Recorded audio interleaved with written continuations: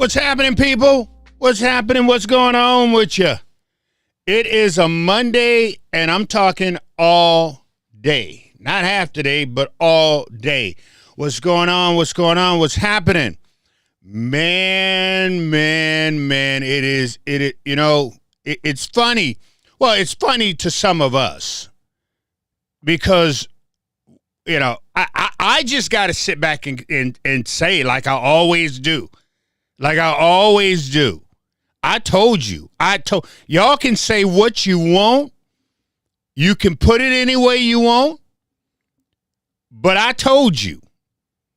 I told y'all. I keep telling you all. Y'all do not get it. You do not get it. You do not get it. Let me try to explain to you how this thing works. You're going to hear it. No. Seriously. You're going to hear it in the streets before you hear it anywhere else. Period, point blank. I keep trying to make y'all understand. The streets talk. I know more from being in the streets, talking to the people, than I knew by any news organization out there.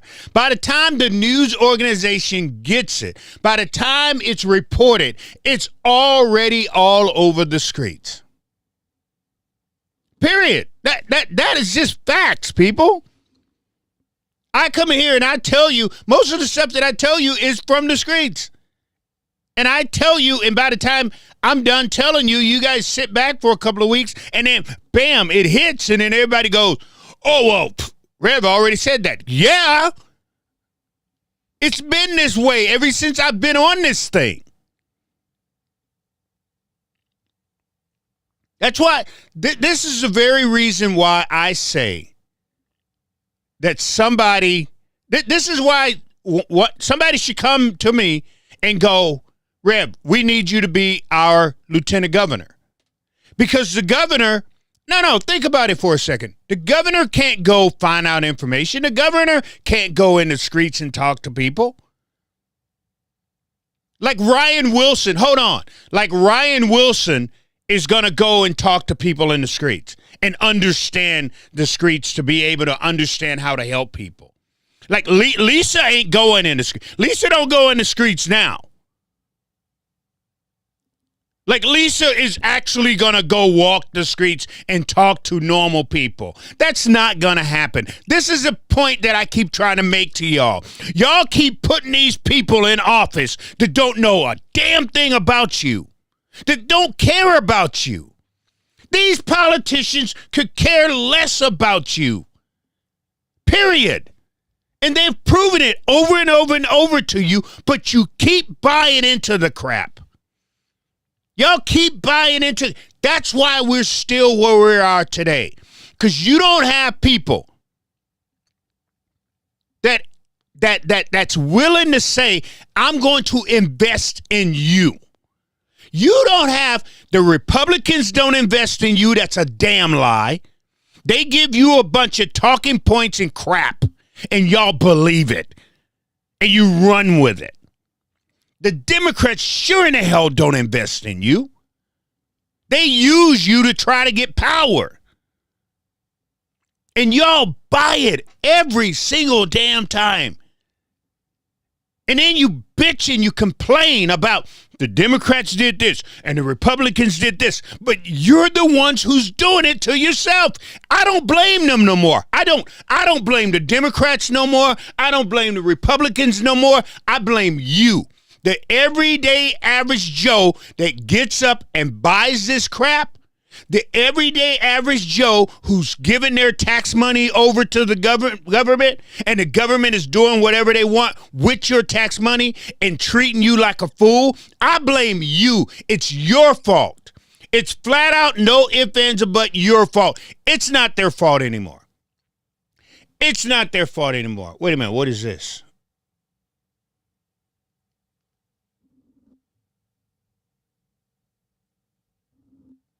Somebody put something on my get up here talking about this. But no, I'm not. I'm not blaming them anymore at all. I'm not gonna say what the Republicans are doing. I'm not gonna say what the Democrats are doing. I'm just gonna come straight out and say what you all are doing. Y'all know this. Is that I'm not telling you something that you don't know. That's the thing about it. I'm not telling you something that you don't know. What I'm doing right now is pissing you off because you know I'm right. Everyone that's under my sound of my voice right now knows I am right. You know it. And it pisses you off because I am right. And because I'm telling you. I'm telling on you. I'm telling you about yourselves.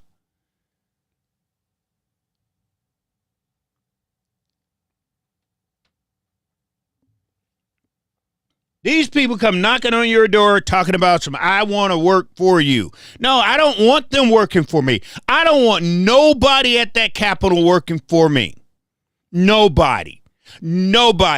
Because they don't really know what I want. You know why? Because once they leave my door, they don't really care what I want. They don't. There's nobody at that Capitol that really cares what the every average day person really wants. Not one of them. Not one of them. They don't give a damn. They want your vote. And then once they get your vote, you're not even important anymore. Try to meet with, no. Call one of them up and say, I want to meet with you. Do it. Do it. It's not like they got all of this to do. They go up, they argue with each other. They got time to meet with you. They just don't want to do it because they don't want to hear you bitch and moan. They don't want to hear your truth. They don't want to hear you tell them that they're screwing up and they need to do better. That's why they don't want to meet with you. That's why they don't want to have town halls. That's why they don't want to have people come and talk to them.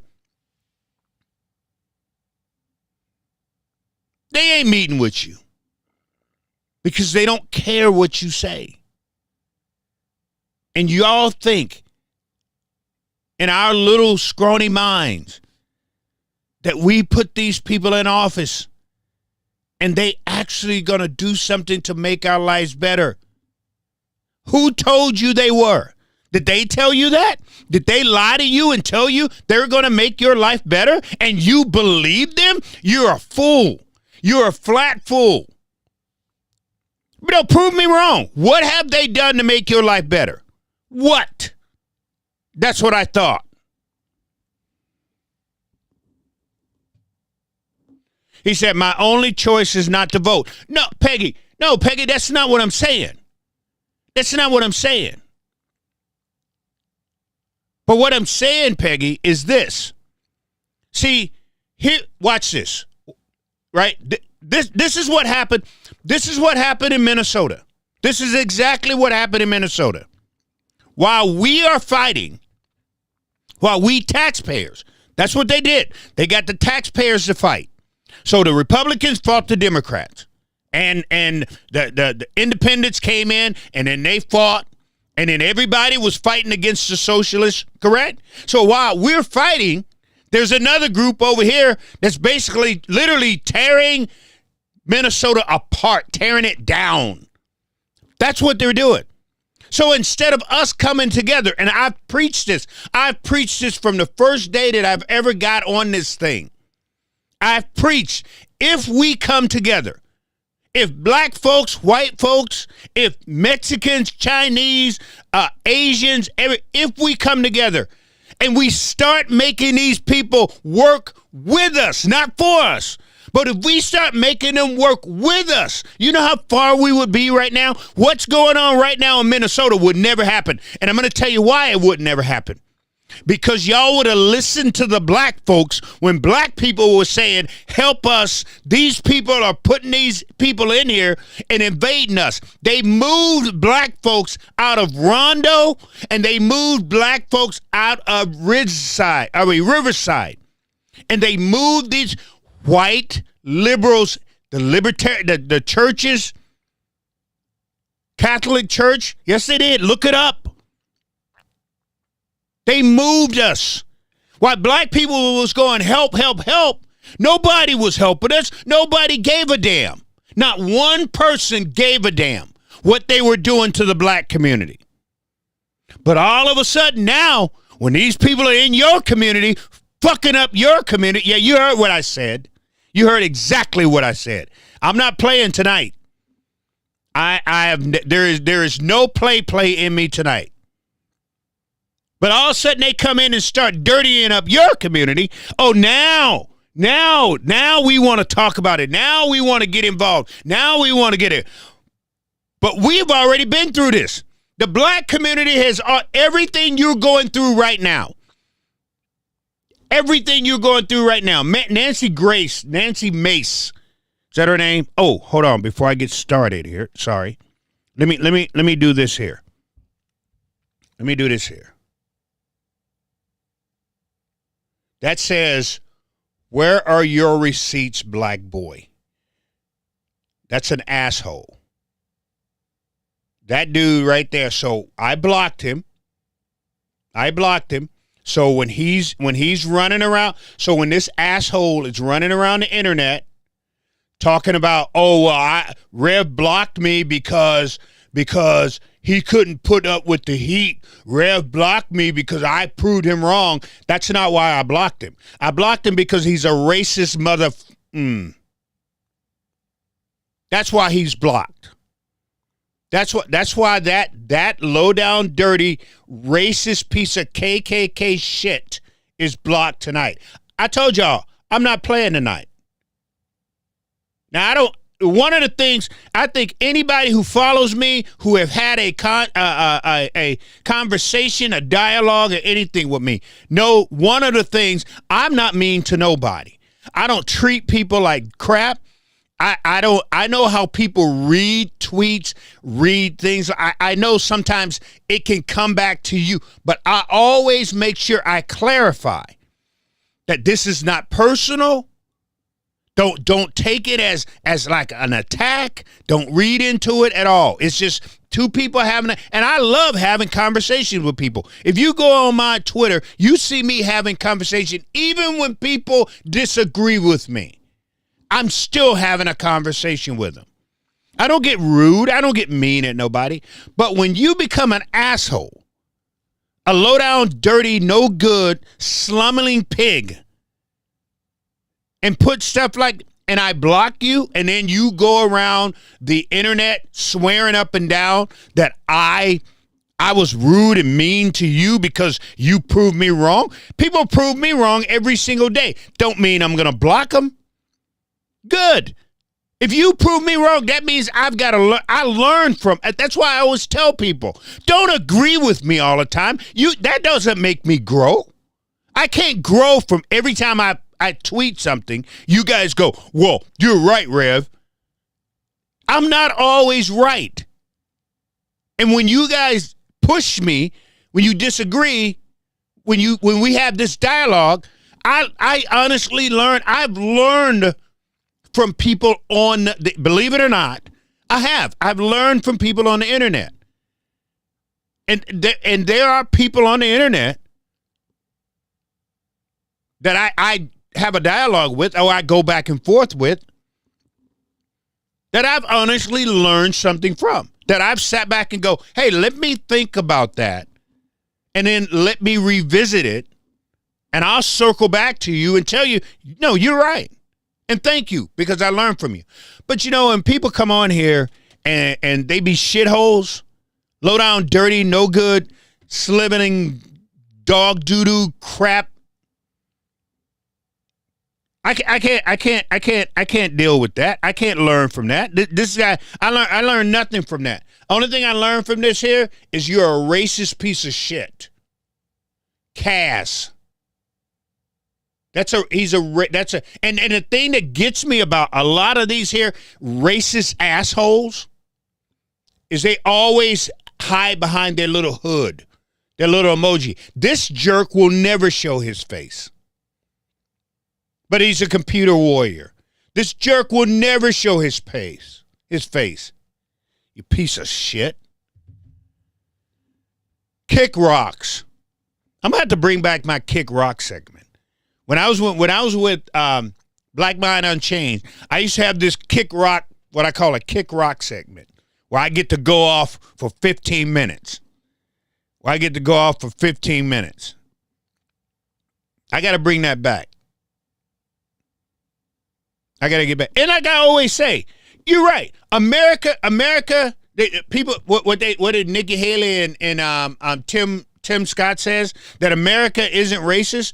And you're right. America isn't racist. But there are some racist people in America. Period, point blank. Now, hey, Joe Stone. Oh, there he is. Hey, bro. How you doing, man? How you doing? Joe Stone is in the house with us tonight. I'm going to answer that question. Joe Stone asked, how long until Tim is out? How long until Tim is out? Joe, I think I'm going to break your heart, and I'm going to tell you why. I'm going to tell you why in a little bit. Just let me get through this one, and then we'll get into Tim. Tim, I do believe you talking about the governor, correct, Joe Stone? When you say how long until Tim is out, I do believe you're talking about the governor, right? I was going to talk about him tonight, and I was going to break a few hearts, and I'm just going to put my opinion out there. You agree with it or not? If you want, you let me know. But I called it last time, and I think I'm going to be able to call it again this time.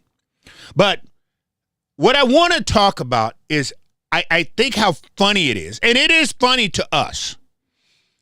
Joe said yes. Okay, Joe, I'm going to get to that in a second. But I think it's funny how funny it is, because it's funny to us how all of a sudden this whole fraud thing blew up like this happened yesterday. And that's how people are acting. Like this actually happened yesterday. No, you finally start paying attention yesterday, because this stuff didn't just happen yesterday, right? There's this kid on the internet, which is awesome. If you haven't seen this, here he is, this kid right here. I'll show him to you. There's this kid, right? That's on the internet. I don't know if y'all saw his video, but this kid right here is on the internet. And what he did is he went back and did a search on how the Somali community came here. He did a search on who brought the community, the Somali community here. And in that search, he found out what we had been saying for a long time, that these Lutherans, Catholics, and white liberals have been getting paid to bring these people.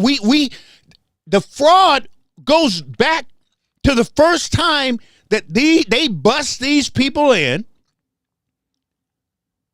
and put them in the towers over there in Riverside. The fraud goes all the way back there. But here's the difference. It was white collar crime then. It was white people getting these kickbacks. It was white people getting that money. And nobody said a word. And black people was like, but they're getting paid to bring Somalis in here to replace black people. They got paid. Hold on. Y'all are missing what I'm saying. They paid these white folks, yes, they did, to sponsor these Somalians in Minnesota. They did. And they got kickbacks and money. These churches got rich off of bringing Somalians to the state of Minnesota. And y'all ain't said a word about it. You didn't say one word. Nobody said anything. Nobody cared then. If y'all think the $1 billion that the Somalis have defrauded Minnesota, if y'all really think that's a lot of money, add up every Somalian that came here. How many Somalians do we have here now? Add them up. Add up to $3,000. Listen to me. Add up $3,000 a person. $3,000 a person. Times that by 600,000. Tell me what you get. Tell me what you get. Times that by 600,000 and tell me what you get. You want to talk about fraud? You want to talk about kickbacks? You want to talk about money going into people's pockets, into these white churches' pockets for basically cattle slaving black folks? That's exactly what happened. So if you're going to get on the brown people, if you're going to get pissed at the Somalians, get pissed at the Catholics, get pissed at the Lutherans, get pissed at the white liberals, get pissed at them too. If you don't think they didn't use welfare to find a way to get kickbacks in, you're out your mind. If you don't think that they daycare, translations, paperwork to get them licensed, all this here type of stuff. If you think them white folks did all of that work for free, you are out your mind. You're crazy and you have lost it. Ain't nobody gonna do that for free. Ain't nobody gonna put these people up for free. Ain't nobody gonna be getting these people furniture for free. Ain't nobody gonna show these people where to go shopping for free. Ain't nobody gonna set these people up for free. You're out your mind. These people were paid to bring these Somalians over here and get them set up. They were paid, people. And now you just want to get mad at the brown folks and talk about, oh, let's kick them all out. Let's get rid of them. That's all I've seen this whole week. Let's get rid of them. Look at all the money that they've stolen from the Minnesota taxpayers. What about the white folks? What about the white folks that stole just as much money? You ain't said a word about that. That's okay, though. As long as they was white, as long as they were white folks from Minnesota, as long as they was the taxpayers, they can steal all that they want and nobody will say a word. But, oh, don't let the brown people do it. Oh, we got to kick them out. Well, why can't we kick out them European white people? Because them white people that stole from you taxpayers are European born or European bred. They're from European. They're from the European. Yes, they are. They're not indigenous to this here country. None of them. They all came over here on a boat. So, can they go too? Can they go back over to Scotland? Can they go back over to Ireland? Can they go back over to Germany? Go back over to Switzerland? Can they go back over there too?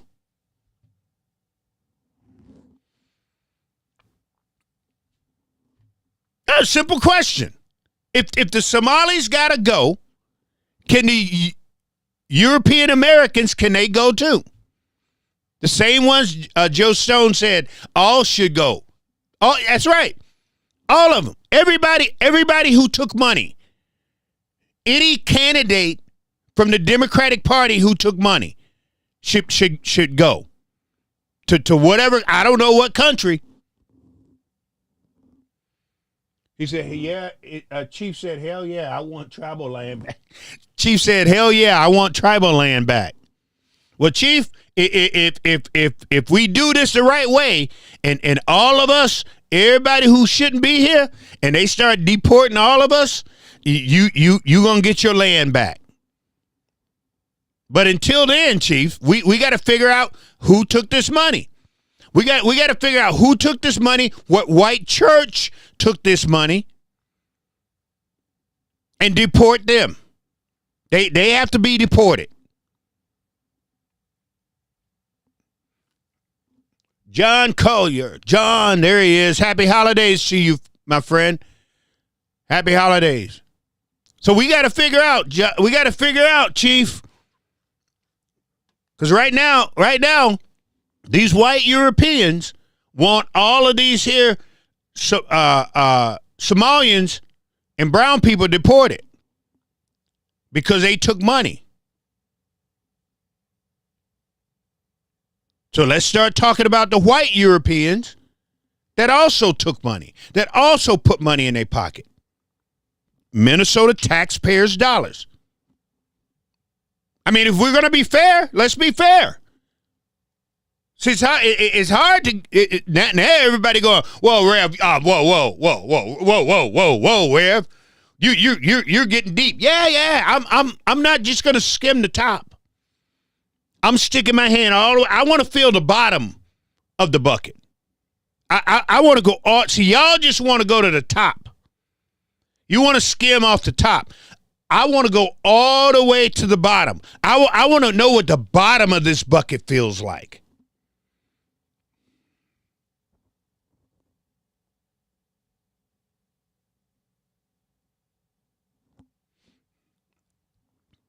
Joe Stone says, he says, I'm a white Euro. He said, I don't care about color. I care about the dollars, and I'm not an American. It starts with walls. Yeah, Joe, I'll say it starts with walls, but actually it don't, sir. It starts with Arnie Carlson. We want to say it starts with Walls because Walls is the one who's in the seat now. But it starts with Arnie Carlson, sir. And then it starts with Jesse Van Terren, sir. And then it starts with Tim Pawlenty, sir.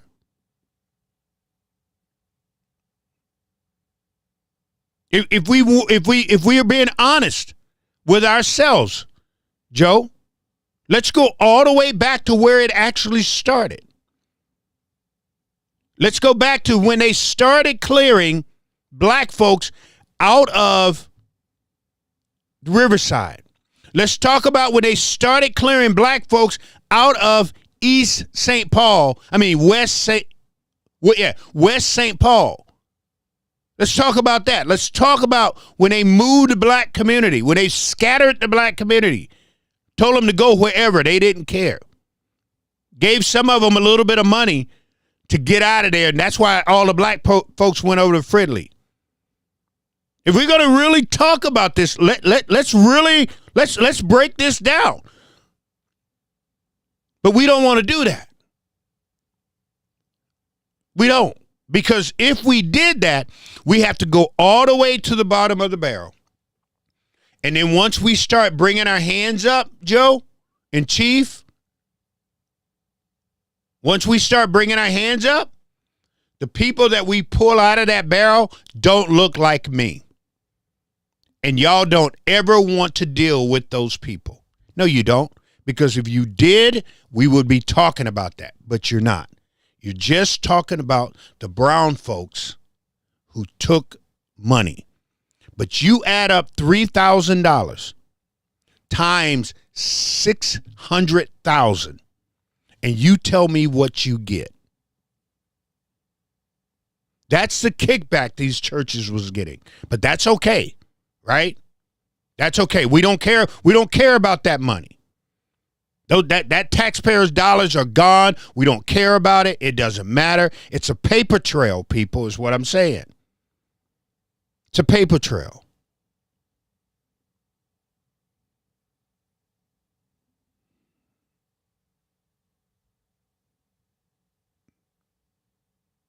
And this stuff isn't new. Like they tried to swear up and down. And if y'all believe, listen to me. Hold on. Let me say this, and I want to be clear on what I say tonight. If y'all believe some of these lying ass Republicans, these lying ass Republicans who running around here try to act like they broke the news, trying to act like they were all over this, trying to act like this is all this in a bag of chips. They're liars. Let me make sure you understand what I just said. And you say, well, Rev, how do you know they're liars? Do you know who Senator Roger Chamberlain was? Former Senator Roger Chamberlain? In 2019, listen to me. In 2019, 2020, I was having conversations with Senator Roger Chamberlain about this fraud. Exactly what you're hearing about right now. I have been on here and I've told you guys about the fraud. I've got friends, Chaz Neal and Wasp, who met with the they met. I'll get both of them on here. I'll get them on here as soon as I possibly can. And they'll tell you they met with the some Republicans at the Capitol. They put together a PowerPoint presentation for them, telling them about this fraud. So when these Republicans are lying to you and telling you as if like they broke the bank on this thing, like they just found out about it, like this is brand new, I can tell you they lying. See, they can't. This is why they don't deal with me. Because I know more than they do. I can tell you more than they can. Period, point blank. That's just like Lisa Demoth got on there and lied, flat out lied, and I called her out. She ain't going to answer me. She ain't going to say nothing to me, but she gets on Twitter and puts out this tweet, right? So she puts out this tweet talking about, oh, well, the Republicans are doing blah, blah, blah, and we want this money to go back to the taxpayers. We've been fighting to get this money. The Republicans ain't done a damn thing for nobody. They're liars to no get in. Name me, no. Name me something, a bill, a nonprofit that Republicans have done to help somebody. Name something. Listen, Republicans know what I do. They know that I go out and I help veterans. They know I help the homeless. They know I help single moms. They know all of them. Ask me how many Republicans have reached out to me and say, Rev, let's put something together so we can make sure that we've got. Republicans are not involved in nonprofits to help people. Hell, half of the Republicans' districts, when their food shelf runs out, you know where people go? They go to North Minneapolis. They go to Minneapolis. They go to St. Paul to get food. Oh, yeah. That's why. Watch this. True story. Alpha News did this story, but they tried to do it like they didn't want white people in. Alpha News tried to do the story in saying that the food shelves in the inner city didn't want white people coming in and getting food, right? That's how they tried to do the story. But the truth of the matter is these white people from rural areas were coming into the city because they didn't have food, right, in their food shelf because Republicans are not doing anything even for their own people. So where do they go to get food? They go to the inner city to get food. That's just like half of the homeless people. Hold on now. Half of the homeless people that's down there that I deal with are from the rural area. You won't see a homeless camp in Maple Grove. You won't see a homeless camp in Plymouth. You won't see a homeless camp in St. Michael. You won't see a homeless camp in Elk River. You won't see a homeless camp in Hopkins, Coon Rapids, Big Lake, Clearwater. You won't see a home. So where do all of those people go? Right downtown. And get into those homeless shelters. Why? Because Republicans ain't taking care of their people. They're not taking care of their drug users. They're not taking care of their homeless. Republicans don't do that. So when Lisa put that out there, I'm like, you're a liar. You're running for governor and you're going to sit here and lie. And that's what you guys want. That's what you want. You want people that will lie to you. She lied, period, point blank. But Republicans ain't tried to help nobody. ain't tried to help. Oh, we've been fighting to try to get food, and we've been fighting to try to get this money back to the taxpayers. She's a damn lie. She's a damn lie. I'm calling them all out tonight. She's a damn lie. And y'all will buy this crap and they know it. That's why she can come on and she can do that, because she knows you guys are going to buy that. She knows you're going to fall into that. She knows that. So they can lie to you. So they can tell you, oh yeah, they put hold on, watch this. Watch this. This is a true story. Look it up yourself. So they put together this so-called fraud committee. If you don't have subpoena power, if you can't call in the people for those people to tell the truth, make me understand. No, listen to me. Make me understand how this fraud committee is going to make it. It's for show, people. That's for show. It's not for me. It's not for you. It's not to help anything. You have no power. You can't call in a witness and say, hey, if you tell us a lie. Just like the thing with Keith Ellison. They should have been able to call Keith Ellison and said, Keith, if you lie to us about what you did for feeding your future, you go to jail. That's what they should have been able to do, but they can't. So the Republicans decided, we're going to put together this haymaker, so that then we can go to the people and go, look at us, pat us on the back, and they ain't done nothing. But y'all who are not invested at all buy into this stuff and y'all believe it. And that's what you run with.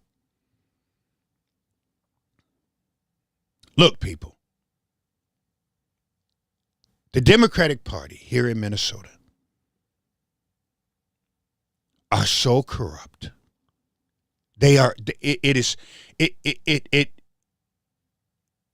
It's shocking that we could actually say Democrat and not throw up, because it's so sickening. They are. They are unbelievably sickening.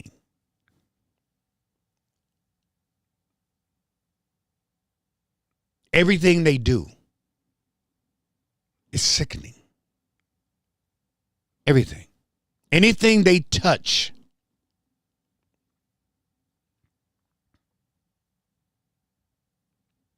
And Joe, you asked me a question earlier. You said, when are we going to get Tim out? And I said, I'm about to break your heart. And I'm going to tell you why. Now I want you to watch something. Think about this for a second. Here's a man, Tim Walz, who let a city burn. This man let a city burn. And after he let that city burn, he let the elderly basically fend for themselves. He did. Because they burnt the grocery stores. They burnt the drug stores, so the elderly can't get their drugs. They have to go out of their way to get groceries, go out of their way to go to their laundry mats and things of that sort. So they were uncompromised. They remember when the elderly, they got to the point that they didn't want to go out anymore. Remember those elderly women that was beat up? There was an elderly man that was beat up because they started jumping the elderly people because they was out in the open now. That was all under Tim Walz's watch. Tim Walz. The wife said, I could smell the burning rubber. Tim Walz's daughter sat there and made sure she gave everybody locations of what.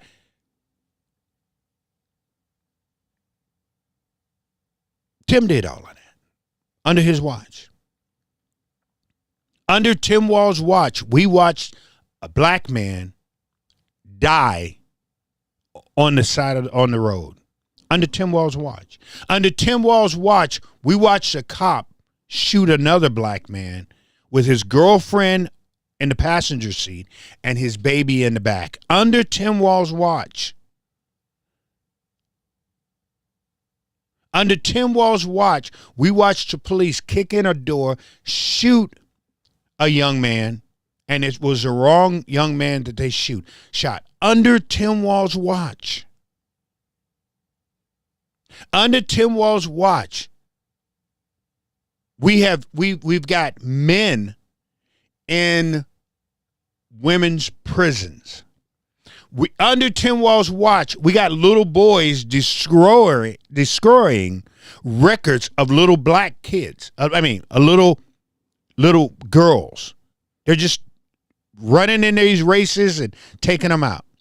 Under Tim Wall's watch.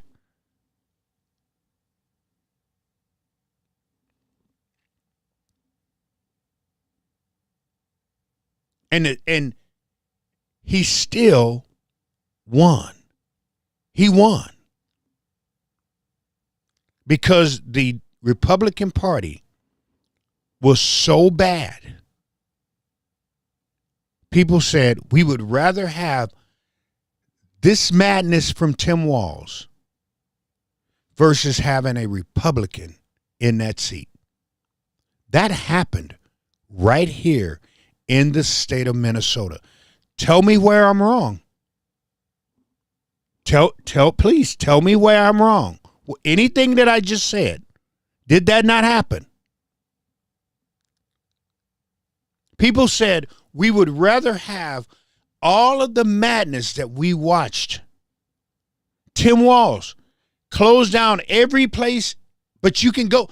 Hold on, this is what cracked me up. Oh, I'm going to close down every place, but you can go to the casinos. I'm going to close. But the casinos, you what did everybody do? Everybody flocked to the casinos. So you're telling me, and that's what I was sitting there with my wife, we were laughing. So you're telling me the only place you can't catch COVID is at the casino. That's the only place you can catch COVID. I can be outside in my church parking. Hold on. He said that we could not set up in the church parking lot and have chairs separated and have a day of worship. That's what he said. But I can go to the casino with the very people that he said I couldn't be outside with in a parking lot 6 feet apart. All of those people I could take to the casino. The math wasn't adding up, people. But he did that. And he still won. Correct? They said we would rather have this madness over here than to put a Republican in that seat. That's what they said. Right now. Right now. You don't hear a Democrat saying one thing about the fraud. Nothing.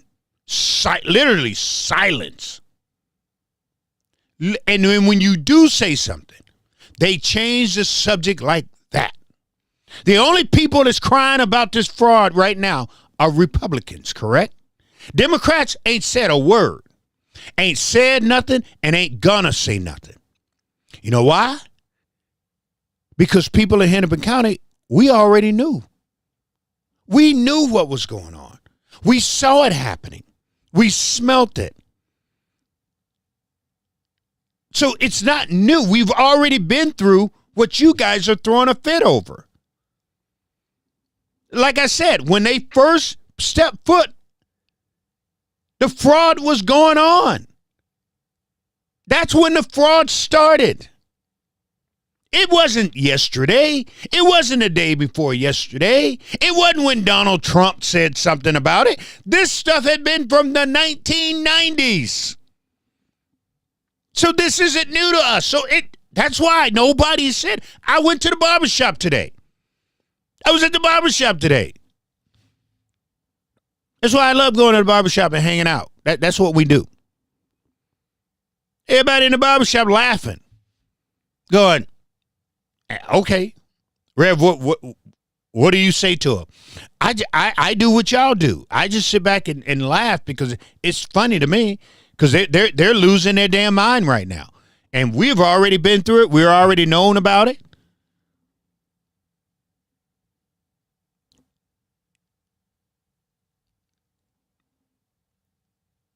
So we're going to see how long the Republicans can keep this going. Because this is what I can tell you, Joe. There isn't a Republican out there right now that Duluth, Hennepin County, Rochester, St. Paul are going to vote for.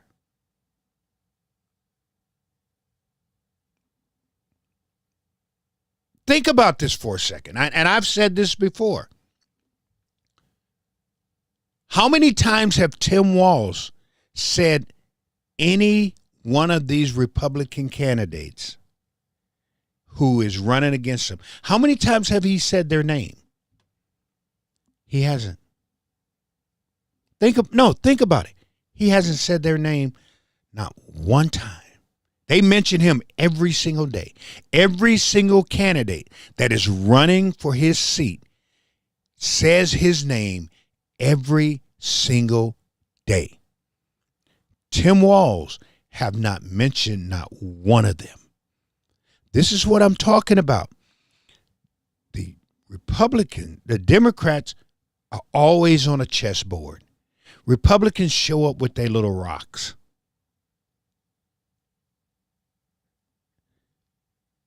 Tim Walz have said Donald Trump every chance he get. You know why? Because once you go into that 394, 694, 94, 55, 494 loop, Donald Trump is hated. No. Y'all don't understand what I just said. I don't think you really understand what I just said. Donald Trump is hated so much. When Lisa DeMoss said she wanted his endorsement, Democrats had a party. Democrats clapped as loud as they possibly can because they're going to pin Lisa inside of Hennepin County, inside of Duluth, inside of Rochester. They're going to pin her to Donald Trump. And with Donald Trump, watch this, nobody knew who Ilhan Omar was. Y'all didn't know who she really was. You didn't. When Ilhan, the first time I saw her was at North Commons Park. First time I ever saw her, ever heard her speak or anything. There had to be probably about 35 people out there. The next time I saw her was over in southwest Minneapolis. Northeast Minneapolis. Because they was doing all that construction over there, and I got pissed because I had to keep going around this dang on building because all the construction. So the next time I saw her, it was in this little bitty room. Had to be probably about, again, 30 maybe people there. That was about it. Any other time she had a town hall, if 70 people, if that showed up, she was lucky. When Donald Trump attacked her, when she came home They literally had to put her town hall inside of the school at North Minneapolis High School gymnasium. That's how many people showed up. And from that point on, when Bernie Sanders came here, right? And I went to when I did the live. I did the live of her event. And that gymnasium was packed. Right? If you followed me, you know what I'm talking about. That gymnasium was packed. And there was a line going out the door, going down a Minneapolis city block, going back all the way down the other side of this block, and all the way down the street. People waiting just to get in. After Donald Trump went after this girl, she became a superstar. You can't touch her.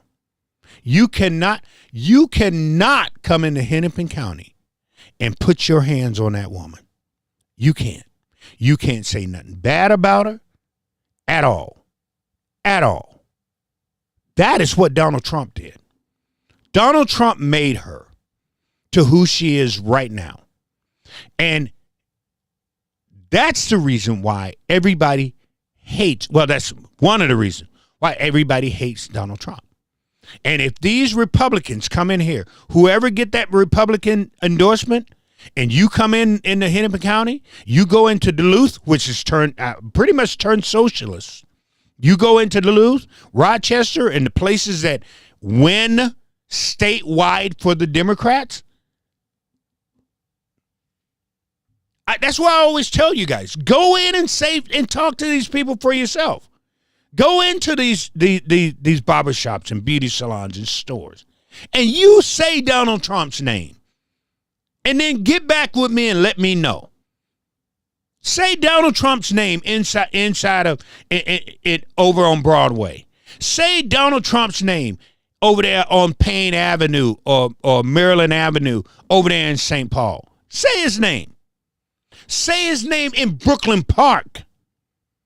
Say his name in Edina. I'm only telling you what I know. So in saying all of that, Joe, I don't see a Republican right now that even with everything we know right now, everything that's going on with Tim. Watch this here. With everything that was going on, and even when Tim Walz was running with Harris for VP, all of this stuff about fraud was out there. It was out there. It was right there in plain sight. Go look it up, people. Feed Your Future. When Tim Walz was running for vice president, this Feed Your Future scandal was front and center. Nobody was talking about it. Nobody brought it up. But it was right there in front of our whole faces. Everybody saw it. Correct? Even with that, they decided to pick Tim Walz as a running mate. After everything he done to Minnesota, they were like, he's the guy.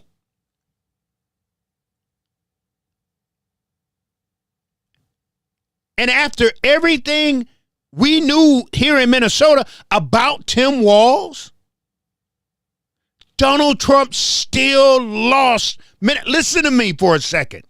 Donald Trump lost Minnesota. He did not win here. After all of that, after everything that went down with Tim Walz, he lost. They hate him so much here. In the areas that count, where they get their votes statewide, they hate him so much that Donald Trump lost Minnesota.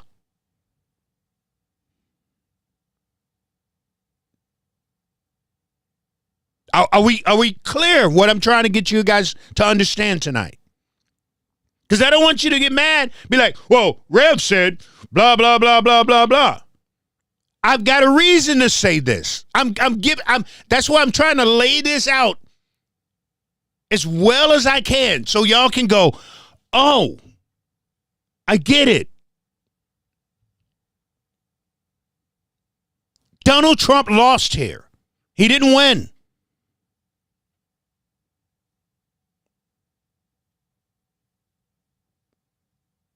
So, Joe, I don't see a Republican in the race right now. That's why I told somebody tonight. We just got to wait to see who else get in the race. There's this guy, he's an independent. Somebody sent me some stuff on him tonight. Hold on one second. Let me see if I can do this here. This is why I got to get Chaz over here. Hold on. That's why I got to get Chaz over here. Because I don't know how to do all of this stuff he knows how to do with this thing. Where's that at? Oh, right here. So this guy, it looks like his name is Mike Newcomb. His name is Mike. Anybody know this guy? His name is Mike Newcomb. I don't know if you guys can see this. Anybody know this guy? Mike Newcomb. In business, we always have a mission statement, a simple declaration of who we are and what we believe in, he says. Every Minnesotan deserves to feel safe in their homes, their school, and their community, and to have the opportunity to build the good life. Public safety is the foundation of the Minnesota good life. An opportunity must be within reach for everyone, not just a select few. That's what Mike said. He said our schools must prepare our kids for the world they are growing up into, not the one we grew up in. That means focusing on academics, real-world skills, and supporting teachers so every kid, no matter their zip code, gets a world-class education. That's what Mike Newcomb says. He's running for governor. He is a independent. He sounds good. What he's talking here sounds good. So he said true leadership means putting Minnesotans first, not political parties. He said you shouldn't have to wonder or worry or second guess whether your leaders are doing what's right. That's what Mike Newcomb says. That's his name. His name is Mike Newcomb. He's running as independent. Those independents scare me because somewhere down the line, they really were Republicans. And these independents a lot of times don't like running, especially the ones in Hennepin County. Republicans run as independents. They will not run as Republicans because they know nobody's going to vote for them. So they change over to be independents. So when I see somebody running as an independent, I've got to really look into them to find out, when did you switch from Republican to independent? Because that's what you did. I didn't wake up yesterday and start doing this. But hey, people, that's pretty much, I don't know what else, like I said, I don't know what else to tell you. I don't know where else to go with you on this thing. I'm just telling you guys, don't be fooled. Seriously, don't be fooled. Don't be fooled by the Republicans and don't be fooled by the Democrats. If they tell you something, please, people, really look into it because they're betting. No, they are. Both sides. Both sides are betting that they can tell you something and you're not going to look into it. You're going to believe them right off the bat. You're not going to take your time because you're so busy.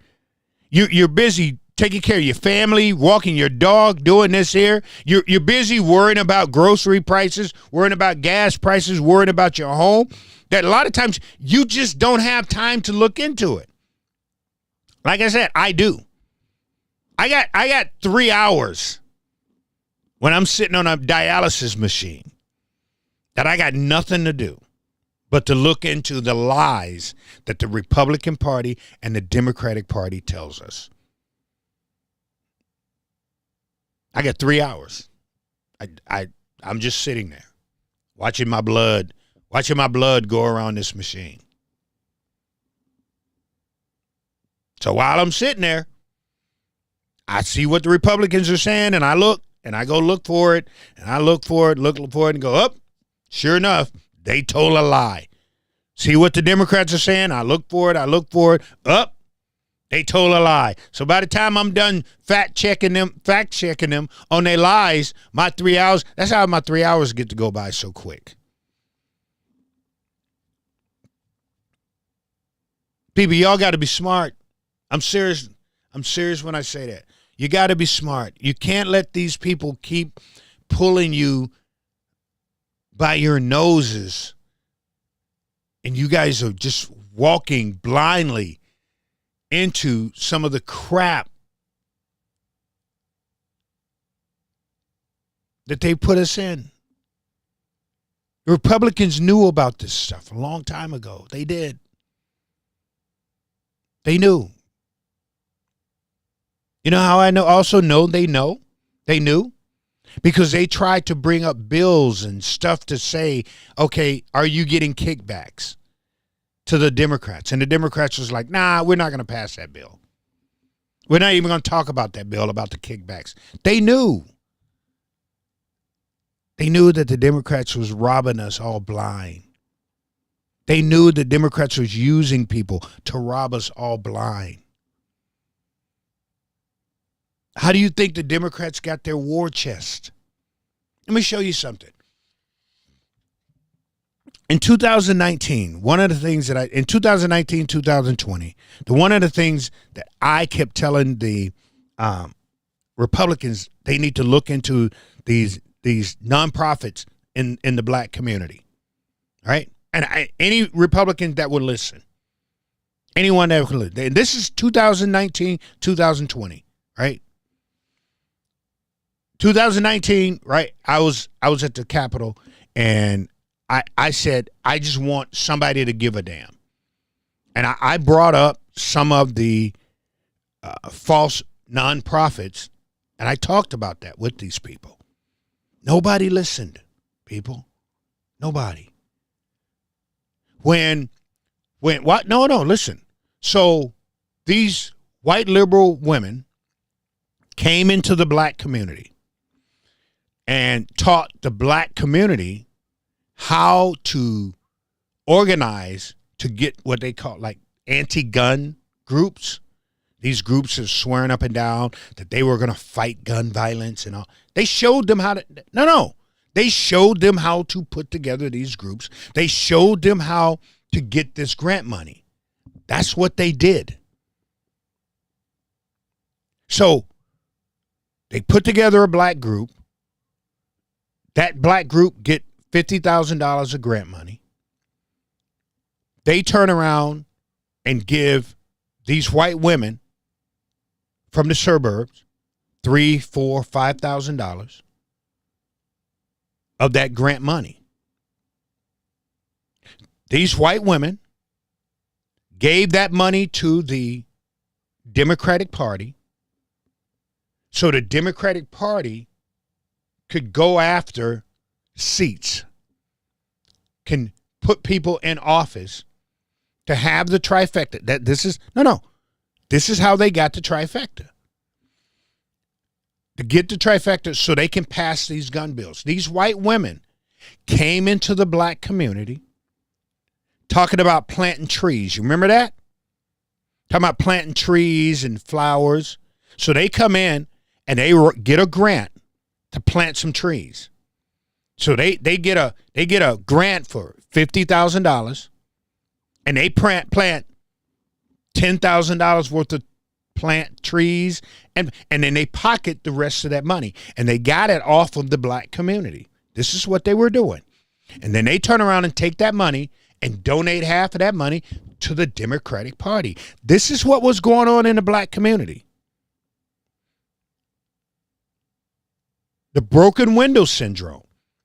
These white women from the suburbs came into the black community talking about broken window syndrome. If you have never heard that, this is what that is.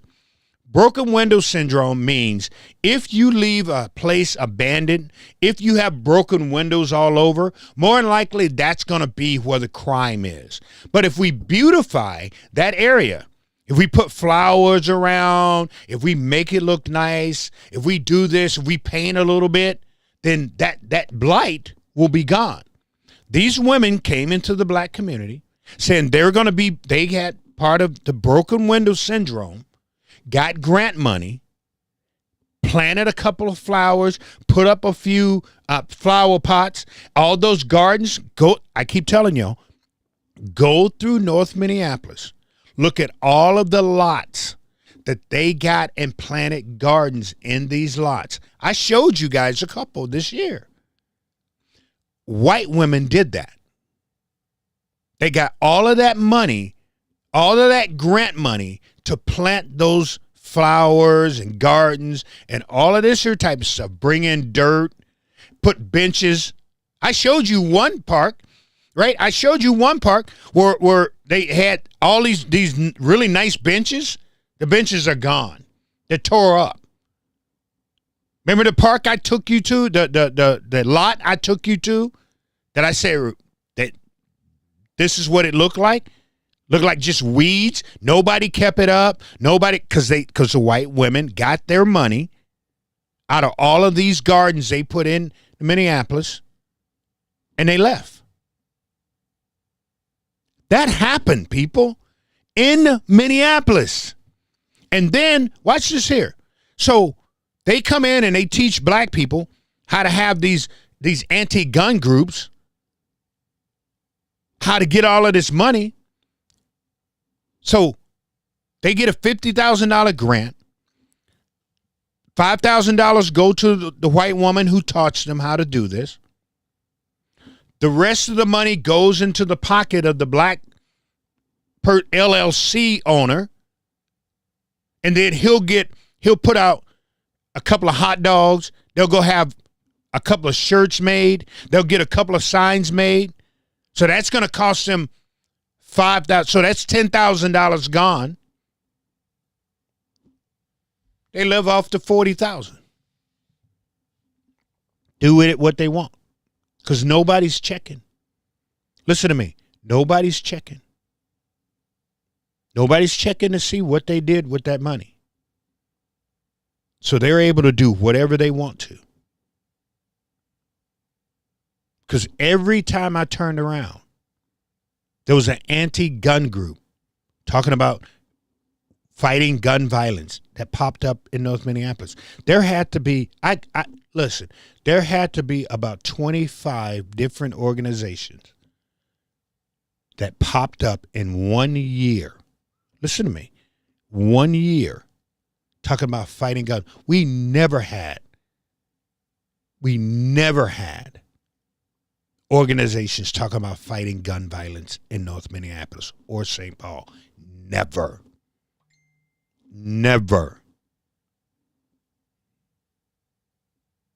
And then Moms Demand Action and Protect Minnesota said, we know how we can make money. These white, liberal, white women. That's what did it. And they came in the black community and they started all these groups and they got kickbacks from these groups. And they took that money and they gave that money to the Democrats. You try to figure out how the Democrats' war chest is so big. And you tell that story to a Republican, and you know what a Republican will do? Not a damn thing. Nothing.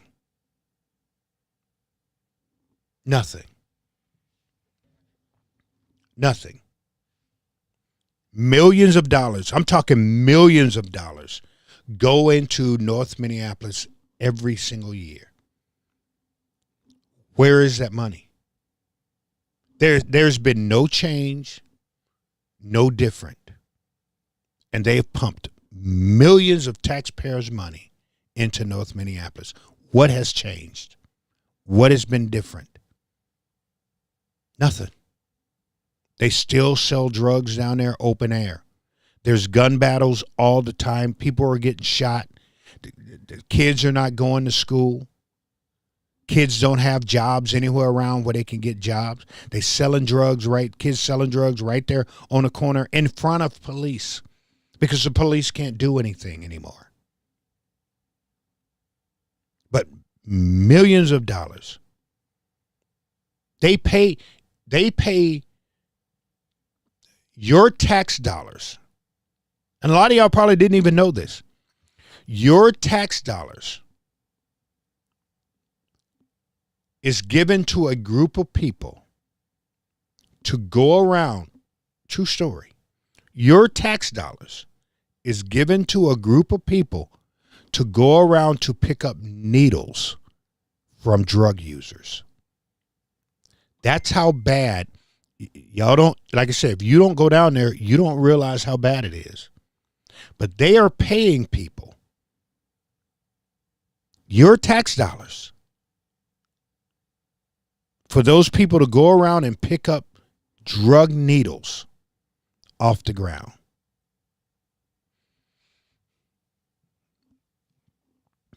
Y'all didn't know that? No, because it's not something you worry about. It's not something that you sit there and say, I wonder.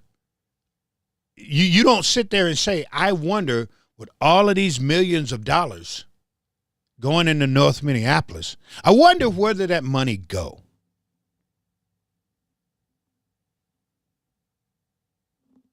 You don't worry about that. You don't even question your tax dollars, how they're using your tax dollars. You don't. Half of y'all are just happy to be. I'm leaving. I'm living out in the rural area. I ain't got nothing to worry about. It doesn't matter.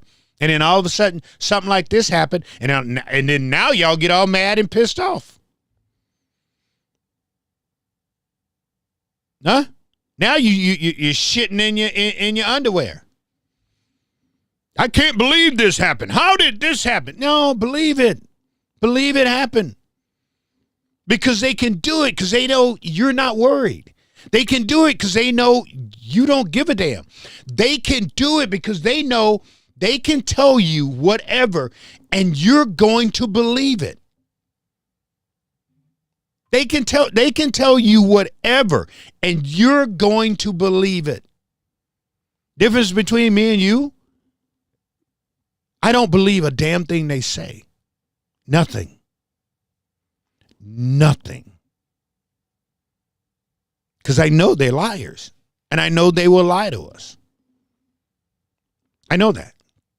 There's no ifs, ands, and buts. Matter of fact, I met, and I got to get back to him too. I met with a guy who has two autistic kids. And I'm talking like, I'm just going to tell you what he says to me.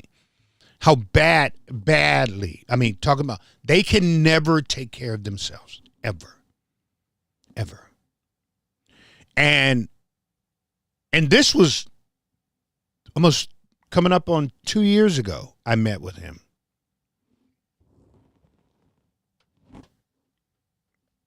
John said, it's been happening. That's what I'm saying, John. John said, it's been happening. This isn't new. That's what I'm saying, John. This isn't new. It's new to people who have had the shades, John, pulled over their eyes. That's why they're reacting the way that they are.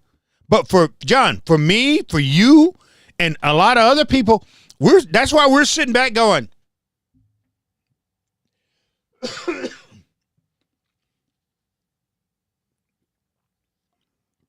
but I had coffee, and I'm going to go. He wants to have coffee again, but I'm a breakfast person. If I'm going to meet you that early in the morning, I got to have a pancake. So I met with this guy almost a year and a half ago, and he had been trying to deal with, and hold on. Sometimes when people get upset because these legislators ignore you, and you get upset because but anyway, but he has 2 sons. Both of his kids are at a point that they will never, ever be able to live by themselves. Right? They will never be able to have a normal life without somebody doing something for them. So he's telling me about the billing process and how the state wants what he has to do to get the help that he needs for his kids. And I'm going, that is unbelievable. This man has firsthand fraud from the state, up by the state of Minnesota, and he can prove it. But he can't get a Republican or a Democrat to sit down and listen to it. Those are facts. I'm going to have breakfast with him again. I'm going to have breakfast with him pretty soon. He asked me tonight. You can go on my Get Up and see where he says, let's have coffee. And I told him, okay, let's have coffee again. But we having breakfast. He can have coffee at breakfast. I got it. I can't just have coffee. I can't drink coffee because I get migraine headaches. But what I'm saying to you people is, at some point in time, we as a people have to stop fighting each other and come together to make a difference here. These people are not going to do it on their own. They're not going to do it because it's going to benefit you. It's just not going to happen. It's not. No matter what we've got, this is what I know about these people. They understand money and numbers. And if we can come to them in numbers, they'll start going, whoa. Why you think they don't have town halls? Because these town halls are beginning to fill up with people who are not happy, who are upset. That's why I ain't having no town halls. Oh, we're not having town hall because of the climate, because somebody will shoot and kill us. No, you're not having town halls because people are upset, yes. And people want to lash out. It's at a point because you haven't been listening to people. Now people want to lash out at you. Now people want to go at you. But I don't see, Joe, I don't see no one right now in the race for governor and on the Republican side. I don't. Because like I said, listen, I'm going to say this again, and I want you to think about what I said. A lot of y'all are not going to get it, but if you think about it for a second. Well, I tell you what, I'm going to say it, then I'm going to crack the code for you. Because I know some of you are going to be like, what did he just say? So they take Lisa Demuth, the Republican, and run her for governor. So now the Republicans, watch this. And if I'm wrong, say I'm wrong. So the Republicans have to sell a black woman. Hold on, let me say it again. So the Republican Party have to bring a black woman into the black community and ask the black community to like her. Is that the crazy? No. Is that the craziest thing you ever heard? Is that the craziest thing you ever heard? See, because Lisa ain't never been in the black community. Lisa ain't never done nothing for the black community. Half of the black community don't even know Lisa was black. The way we really found out she was black is when the Republicans decided to out her. When she became the president or speaker or whatever she is. They were so happy to have her there. They started saying now, look, we've got a black. You know how when Republicans always say, oh, why does it have to be about race?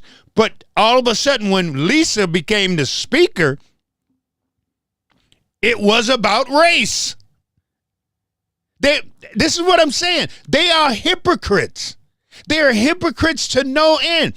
Why does it always have to be about race? But all of a sudden, when a black woman, which we didn't know she was black, she was passing.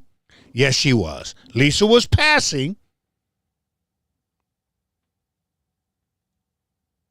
But all of a sudden, the Republicans were so happy they had a black. They outed her. They outed her. They put her out there as a black woman. When we in the black community, no clue. We thought Walter, no joke, we thought Walter Hudson was the only one. We thought Walter Hudson was the only one. And all of a sudden they said, Lisa Damont is black. And people was like, what? Because we ain't never seen her. We ain't heard from her. She ain't never done nothing. So now the Republican Party has to take this black woman and sell this black woman to the black community. It's not going to happen, people. It's not going to happen. It's not. I can tell you right now, it's not going to happen. They will vote for Kendall Qualls before they vote for Lisa, and they damn sure ain't voting for Kendall Qualls. They damn sure. True story. You can ask Kendall Qualls this. I would never tell you something that I cannot prove. I called Kendall up, and I said, Kendall, are you going to run? Because I completely forgot, and I'll tell you what I forgot about in a second. And then they reminded me of this at the barbershop. I called his wife first. Because his wife is awesome. I don't care what anybody says. She's awesome. She really is. I keep telling her. No, I'm serious. If she ran for a position, I think she should. I keep saying that because she's just got that personality. She does. Sheila has that personality. So I call Sheila up and I'm like, hey, Sheila, what's going on with y'all? Are y'all going to run? What are you going to do? So Sheila says she's got to talk to Kendall and they've got to pray on it. And I was going to back Kendall. I was going to, you know what? Why not? Let's try to get a black man. And that's what I'm thinking. Let's try to get a black man in here. Why not? The first time I'm going to back Kendall, no ifs, ands, or buts. Kendall called. I finally got a hold. Kendall and I finally got a hold of each other. Kendall says, yes, I'm going to run. I said, okay, Kendall, I'm going to back you. So I decided to get some clergy together, some black clergy. Same thing I did for Mayor Fry. Same thing I did for Mayor Fry. So I got some black clergy together for Kendall, and I wanted to talk to them about Kendall. I didn't realize they knew who Kendall was. Unfortunately, Kendall is very, very well known in the black community. And it's not good. One of the things that they reminded me of, I don't know, you guys know who Officer Tatum is? Officer Brandon Tatum? The black community hates this man so much. They hate him. White people love him. White people paid him to dog black people. Yeah, you did. Yeah, you did. They reminded me that Kendall Qualls brought this man to Minnesota and paraded him around the white community. They reminded me of that. They reminded me there's no way in the world they would vote for Kendall Qualls. No way. No way. So if Kendall Qualls tries to come if he gets the nomination and he comes into Hennepin County, black people ain't voting for Kendall. Kendall Qualls, they also reminded me that Kendall Qualls ran around Minnesota with the lie about CRT, talking about black people. Kendall Qualls ran around talking about there's no black men in homes, black kids' homes. They reminded me of that too. I didn't forget about it, but I kind of brushed it off and said it would be okay. I can probably get him in here. And they reminded me he could never come into Hennepin County. Ever. Not in the black community. Not over in St. Paul, he can't.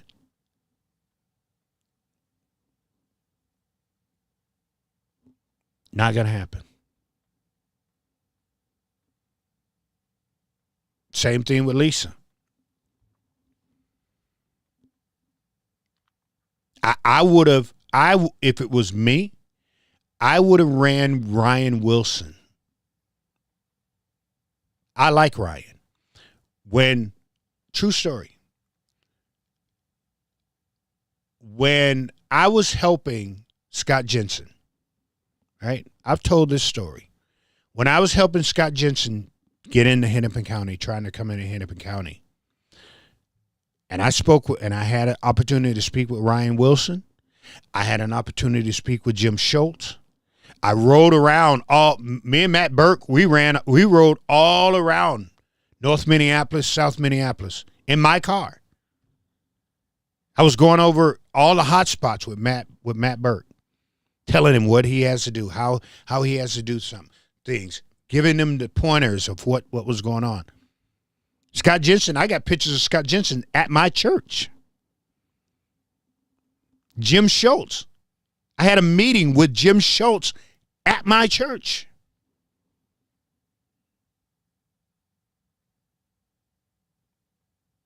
The problem the Republicans have with Hennepin County is they are afraid, number one, to come into Hennepin County.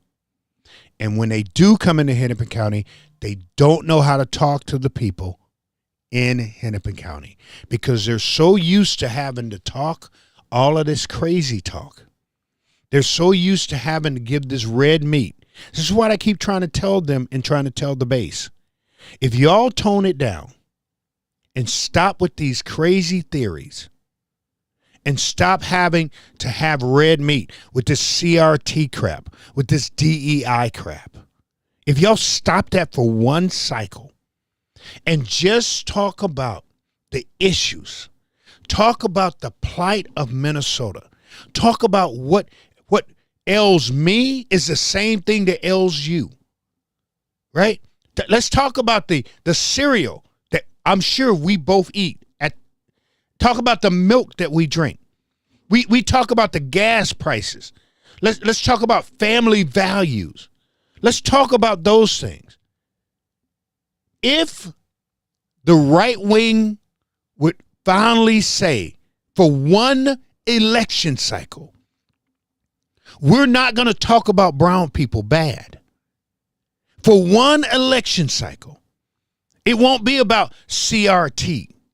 It won't be about white people making black people making white people feel guilty. It won't be about DEI, which is, we come to find out, benefits white women more than it benefits anybody. We won't do that.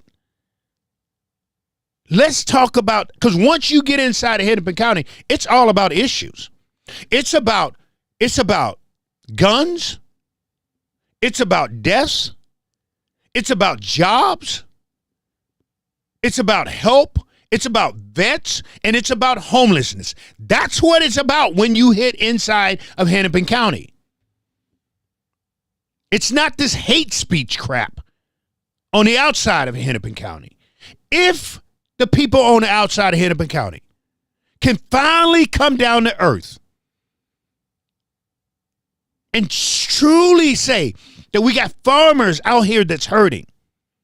We got people on drugs that need help. We got families that can't afford bread, don't have enough gas to get to work and back. If people out in the rural area will finally start saying that we care about what goes on in the city.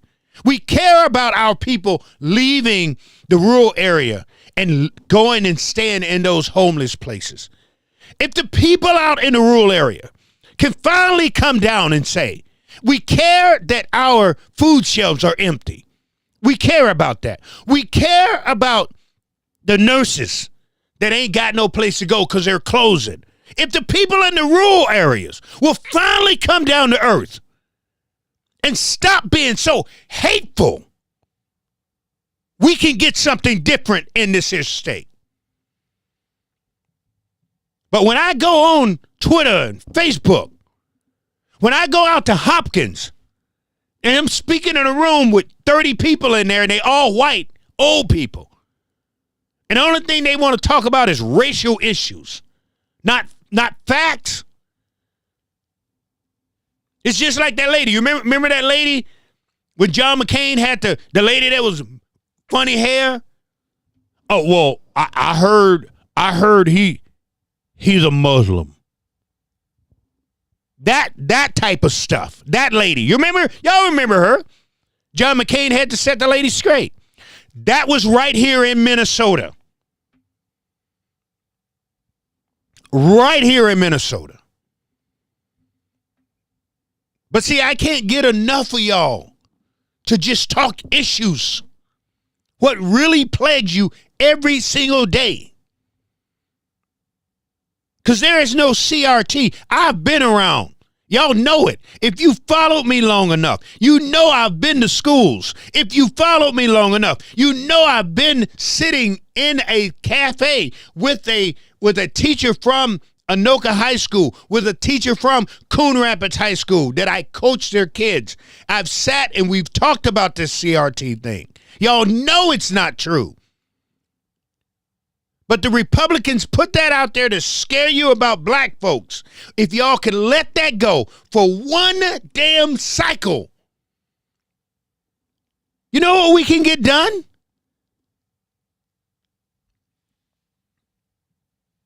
It's so bad. I'm going to tell you how bad it is. This is how bad it is. The only thing the Democrats have to say is racism. They say racism. You know what they say? Rocks and cows. Rural area. That's it. It's that bad. Because you follow the same. The lady who y'all almost made this lady a millionaire because she called a little dark-skinned kid a nigger. Y'all made this woman a millionaire. And then you want to turn around and say Minnesota nice. Get out of here with that crap. We can't change if you don't want to change. People always talk about, well, how do we change? Well, you got to change. Republicans have to open up the tent. They do. And y'all got to stop it. The reason I left the Tea Party is because you got racist. I was part of the Tea Party, people. I've always been a conservative all my life. My grandfather died a Republican. My grandfather voted for Richard Nixon. I got uncles right now voted for Trump.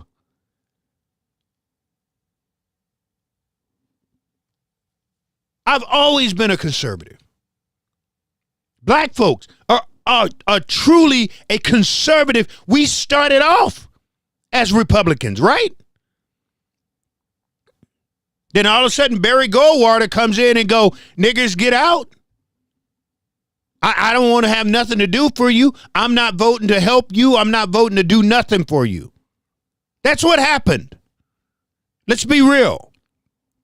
And the Republicans have been that way ever since. And when the Tea Party here in Minnesota, matter of fact, I still go to the Patriot Tea Party dinners every once in a while. I've prayed. I've been to these. I've prayed over the dinners. I still go to the dinners. I do.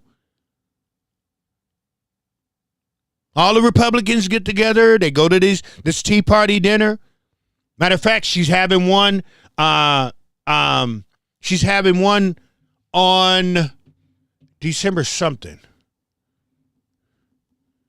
She's having here we go right here. I can tell you. Thursday, So this is going to be Thursday, December 4th, 2025. The Liberty Tea Party. I get the emails right here. It's right here. Liberty Tea Party Patriots, right? Greenhaven Golf Course, right there in Anoka. Boom! It's right here. I get the emails, but I go to the banquet. It's going to be a banquet. So from 6:30 to 7:30 is the banquet. It's $15 a person. Who's going to be there speaking? Nicole Nelson. Looks like she's going to be speaking.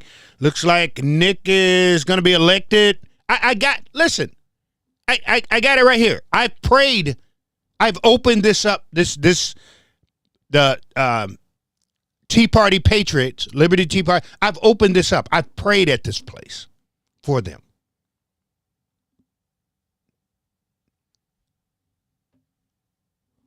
And I may go to the thing on Thursday. Thursday, December 4th. Starts at 7:00 at the Greenhaven Golf Course there in Anoka. I may go to this on Thursday. But what I'm telling you people is what I see. Right? And I don't exaggerate on what I see. I tell you straight, no ifs, ands, or buts. The reason I left the Tea Party is because of how racist, and y'all know I'm right. The reason I left the Tea Party here in Minnesota is because how racist they had become. And I got out of there. Those are facts, people. Those are facts.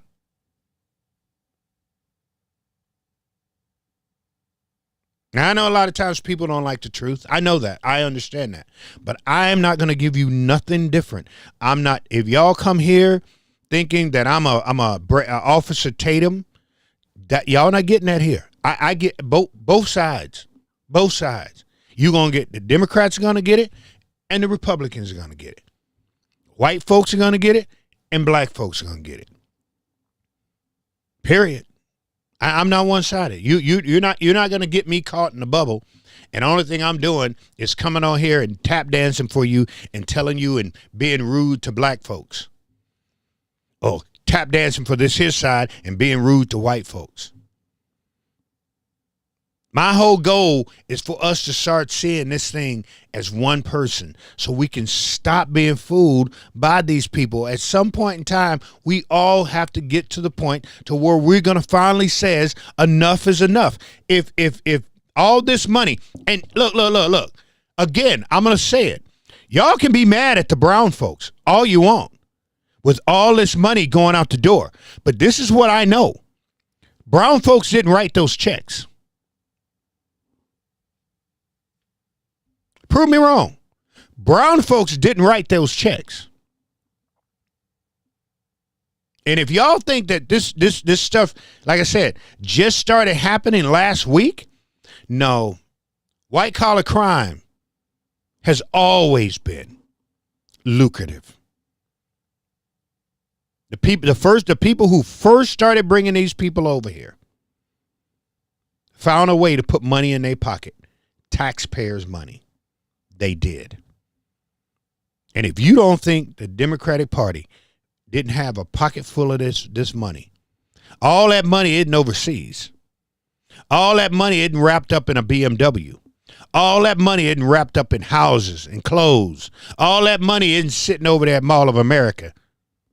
But them done spent half of it over there and at the malls. All that money didn't go into the houses that they live in. All that money didn't go into all these buildings that they bought and the land that they bought. All that money. A lot of that money went into certain other people who don't look like me pocket. And if y'all not going to go after them, then I know what you're about. You're only mad at them because they brown. You're not mad at the money. It's not about the money. Because if it was about the money, you go after the people who gave them the money. It's not like they got off of the airplane and walked into wherever office and wrote themselves out $1 million check and then went and cashed it. Did that happen? No, you know it didn't. It's not like these LLCs and nonprofits that they were setting up, that they set up in these office buildings. It's not like somebody that doesn't look like me, these European Americans. You're telling me they couldn't go check and see that there's nobody in those rooms? You telling me these European Americans, they couldn't go check and see that there wasn't 1,000 kids being fed? You're telling me these European Americans couldn't go and check and see that nobody had showed up at some of these autism classes? You're telling me these European Americans couldn't go and see that nobody was helping the homeless, that nobody was taking care of these mentally ill people? These European Americans who wrote these checks to these brown people. You telling me they couldn't do their job is what you're telling me. And what you're also telling me is because they couldn't do their job and they got a kickback, it's okay with you. As long as we can deport the brown people. As long as the brown people are gone, everybody else is safe. That's what you're telling me. You're not right. You're not right. You're not right. Because that's what the cry is right now on Twitter. The cry is get rid of the brown people. If we get rid of the brown people, everything's going to be okay. My life will go back normal and I'll be all right. But the European Americans who stole the money also, they get off scot-free? Nothing happens to them? The people who were supposed to be in charge and check to make sure that everything was on the up and up, the people who could have easily asked questions, those people who will go on about their lives. They will spend the money that they got from the kickbacks from these people. They will still have government jobs for your taxpayers' money that's going to be paying those people. It's okay for them. They're safe. They made it. That's what you're saying. Really? Wow. But I get it. No. We wouldn't want to mess up the culture and the heritage. We'll mess him up. This government picks and chooses who to screw over because they know you all will back them. When Ronald Reagan and the CIA flooded the black community with drugs, y'all didn't say a word. Then when he turned around and started saying, now we got to clean it up, so let's put these Negroes in jail. And they started having minimum sentences. The 83-84 crime bill. Nobody ever talks about that. But we talk about Joe Biden's crime bill, but you don't talk about Ronald Reagan's crime bill. The very bill that just started throwing everybody, mom, dad, aunt, uncle, sister, brother, nephew, if you three generations before, after, throwing them all in jail. And y'all okayed that. It was fine. They started it. They did. This government started the war. While Nancy Reagan was sitting there saying, say no to drugs out the front of the White House, Ronald Reagan was selling drugs out the back of the White House to the black community. Yes, he was. Yes, he was. Yes, he was.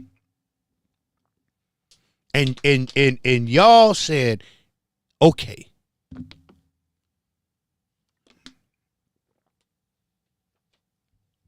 These white liberals set these brown folks up and got kickbacks from those they set up.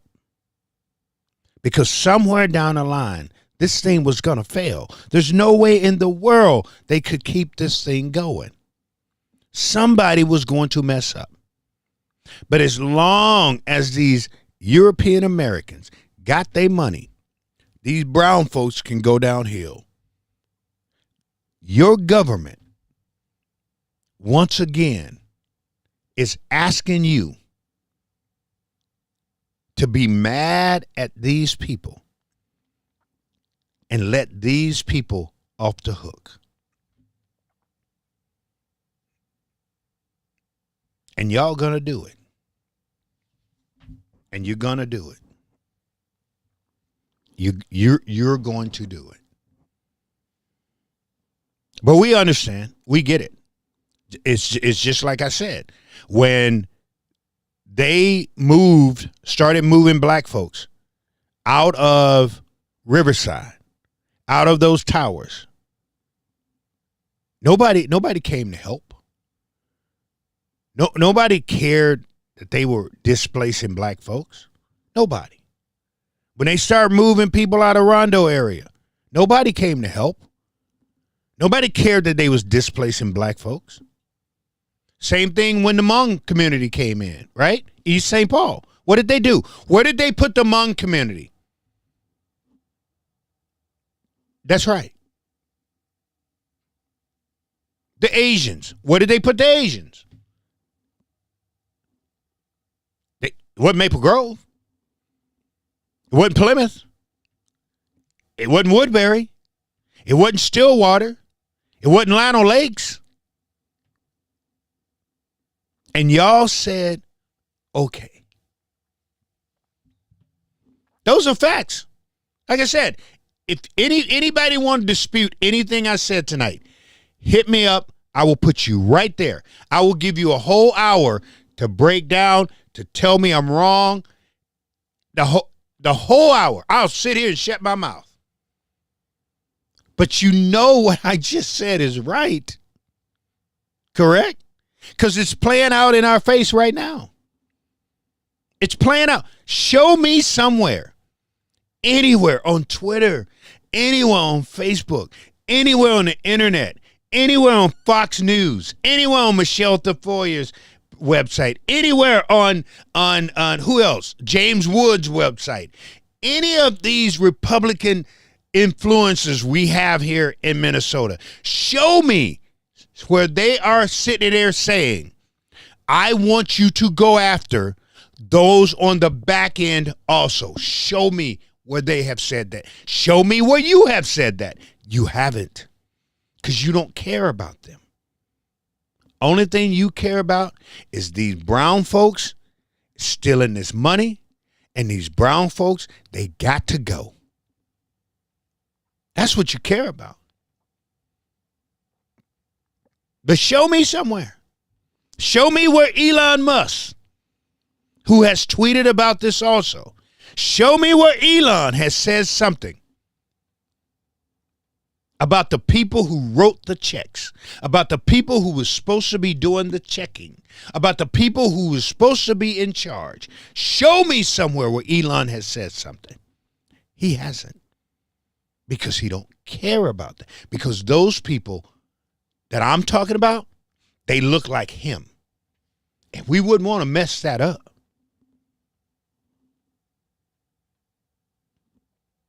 Facts. Facts.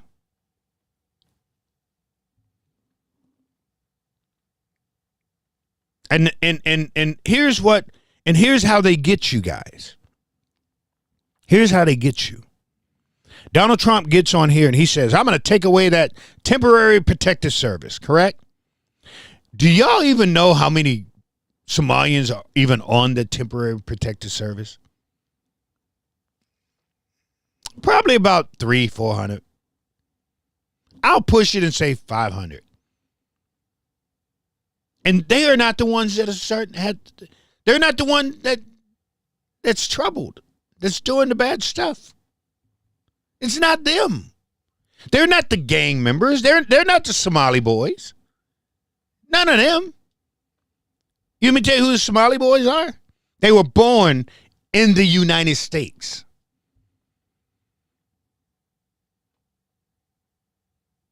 That's who they are. That's who the gangs are.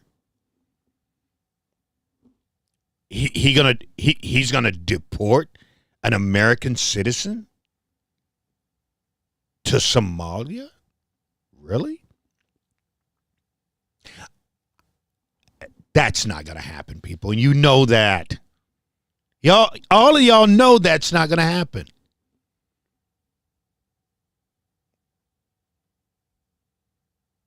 These people are in the United States to stay.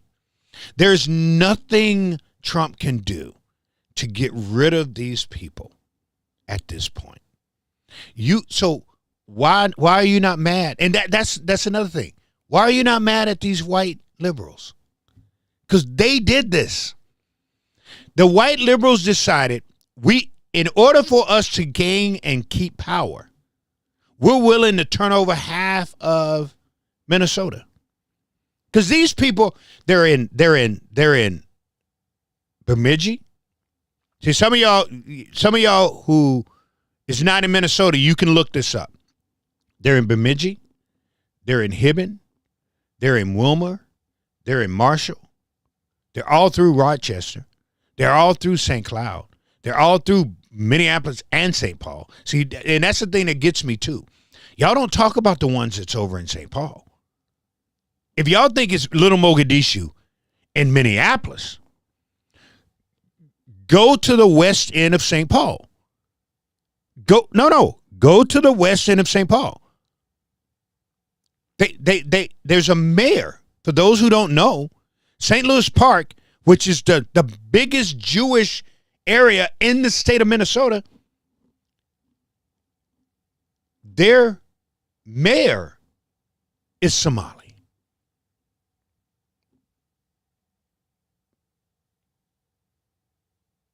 Yeah. Richfield, Bloomington, correct? Burnsville. All of that is about to turn.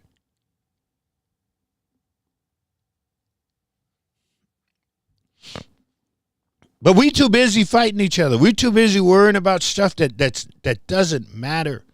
And while we're arguing with each other, fighting with each other, going at each other, these people are buying land in Llano Lakes to build a mosque. They're talking about putting the biggest mosque in the state of Minnesota in Lakeville. In Lakeville. They're just waiting to break ground. The biggest mosque in Minnesota is about to go in Lakeville. Of all places. Think about that. Carver. I just learned the other day. Dude on here told me point blank. Dude, Carver is gone. He said Carver is almost gone. Carver County. When I got here, Carver County was 99.9% white folks. Carver County, right? Y'all know it. Y'all know it. Y'all know it. Carver was 99% white. You go through Carver County, you got to cover your eyes. It's so white. You go to Carver County, back in the day, I was scared to go through Carver County. Thought that was a sundown town. I had to get out of there. Dude said they are thick in Carver County now. So I know we in some trouble. But we too busy fighting each other. We too busy letting people scare us about CRT. We too busy letting people scare us about DEI. We too busy having people tell us racism and white supremacy happens out in the rural area. They'll kill you if you go out there. That's why they want guns. They want guns, so they want guns and stand your ground. So no, listen, true story.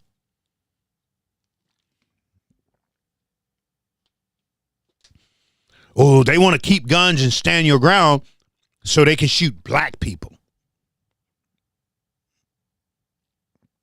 That's what they tell them. See how they keep us? See how they keep us going? and we buy it, and we buy into it. And while we're fighting each other, there's another group that's just buying up everything. There's another group. Hey, if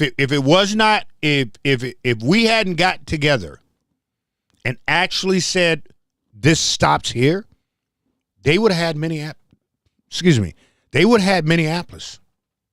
Minneapolis would have been gone. Gone. Because they got them bonehead socialists on the city council. Think about this. So they get these bonehead socialists on the city council, which outweigh the normal city councils, right? The ones that's got a brain, that's really going to think. And if the mayor would have been a socialist, can you imagine Minneapolis? As bad as it is right now, can you imagine what that city council, that socialist city council would have done with a socialist mayor?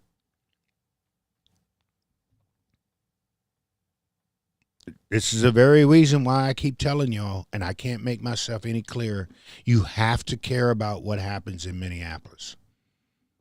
Because right now, Edina, right? What's that other place that they having problems? Minnetonka, Orono. Oh, they having problems right now. They having problems right now. Some of the richest areas in Minnetonka, that's old money. You gotta have money to live in Minnetonka, in parts of Minnetonka, correct?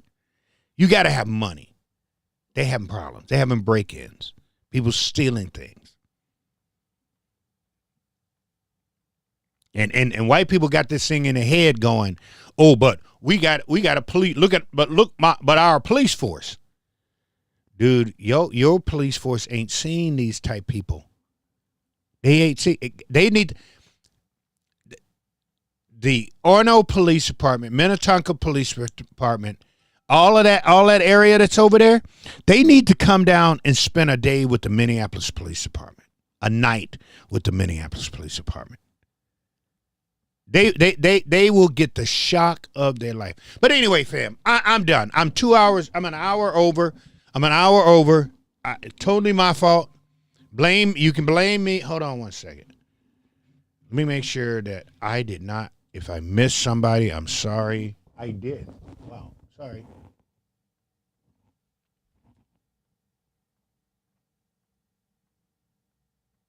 He said, oh, MN Minneapolis Tim. Oh, hey, there's another Tim here. Hey, dude, how you doing?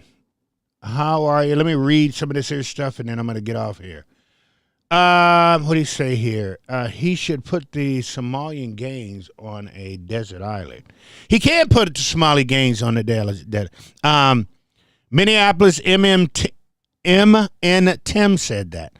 He can't, because all of them little gang members,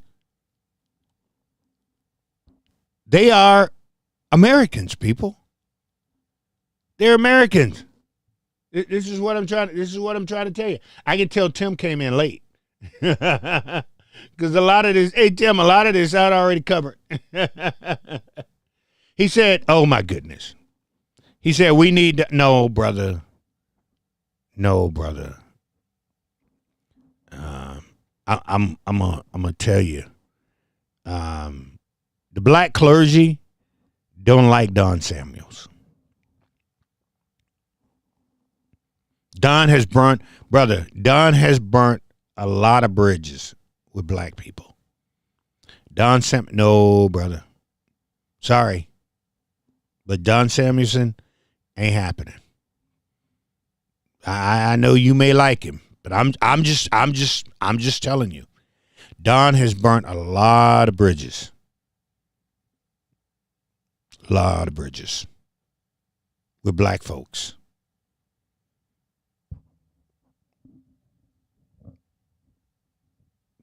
Don, y'all don't realize how deep Don is in politics. Y'all don't know Don goes back a long ways with some people who know who he is.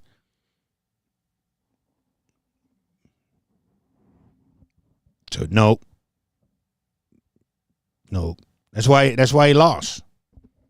That's why he lost, because people were like, we just don't want him anymore. We don't want him in politics anymore. We don't want him around anymore. We're trying to get. He's like Lacey.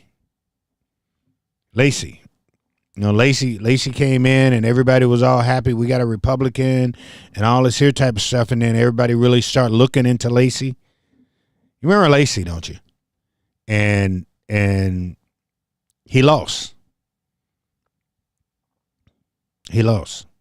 And this is what I'm telling you. You can't have a black Republican. They would rather have, and that's here.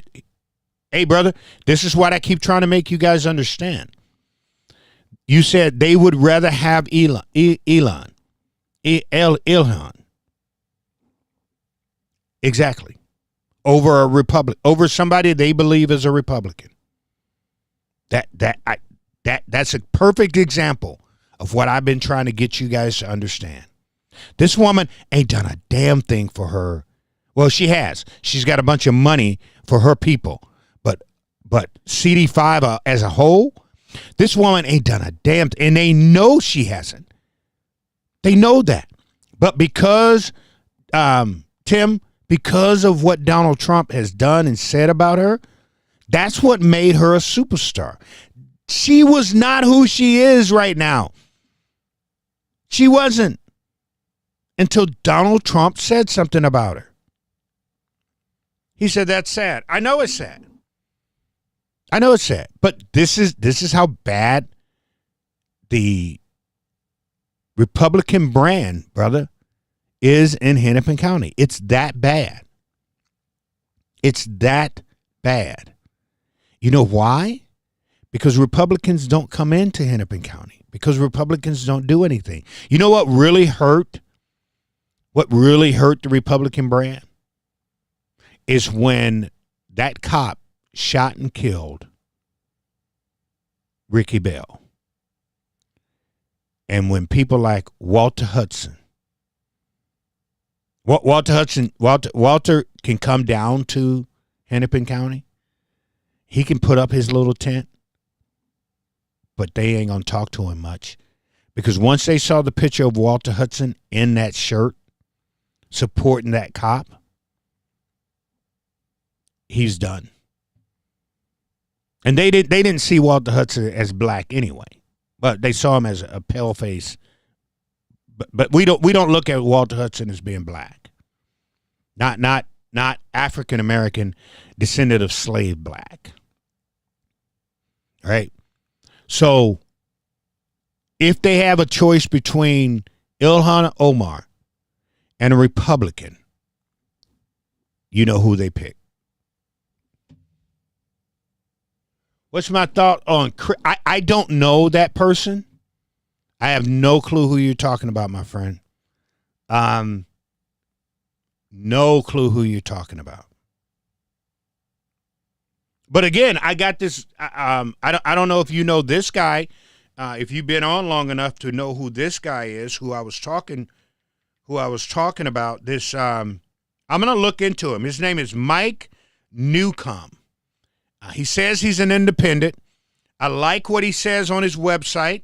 I've never heard of him. I don't know what he's done.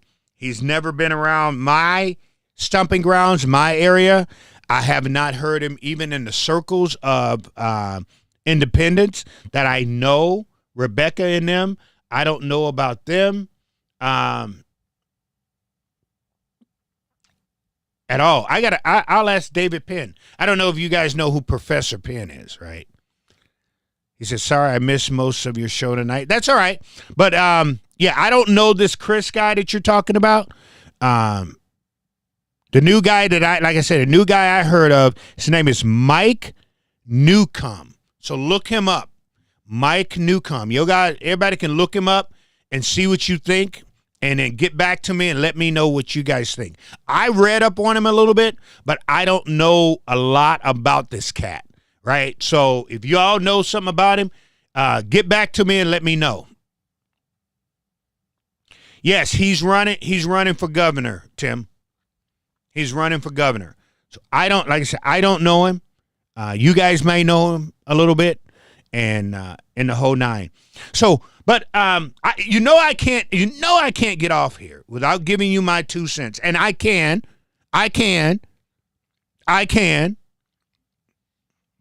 give my 2 cents on the Vikings. Why? Because I've been here long enough. I moved here in 1990. I've seen the misery for 30 plus something years.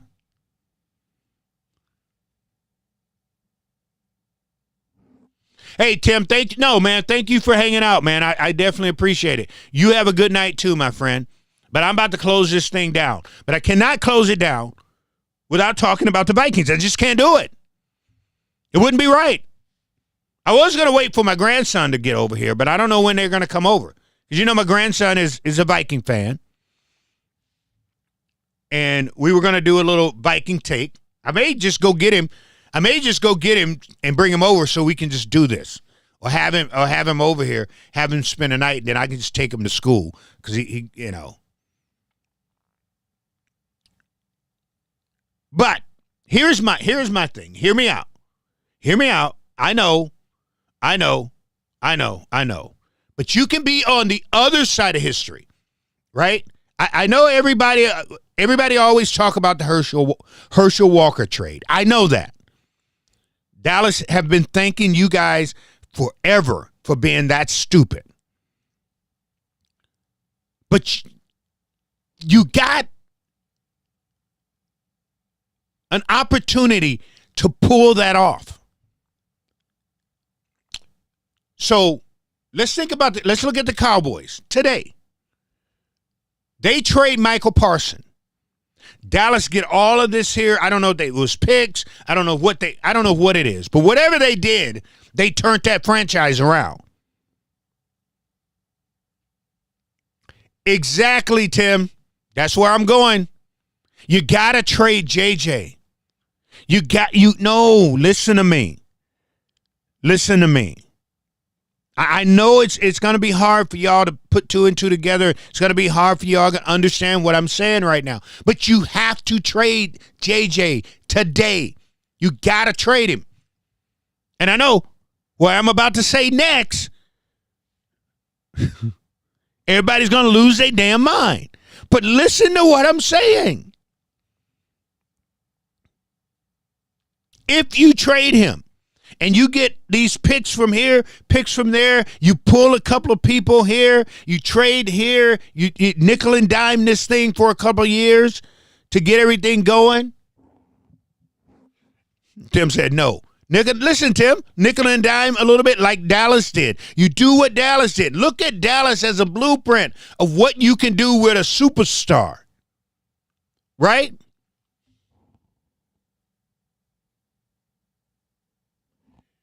I was sad when Moss left also. I know it. I was a Viking fan. I was one of the biggest Vikings. I'll say it out loud. When Randall cut when they had 3 deep, oh my goodness, man.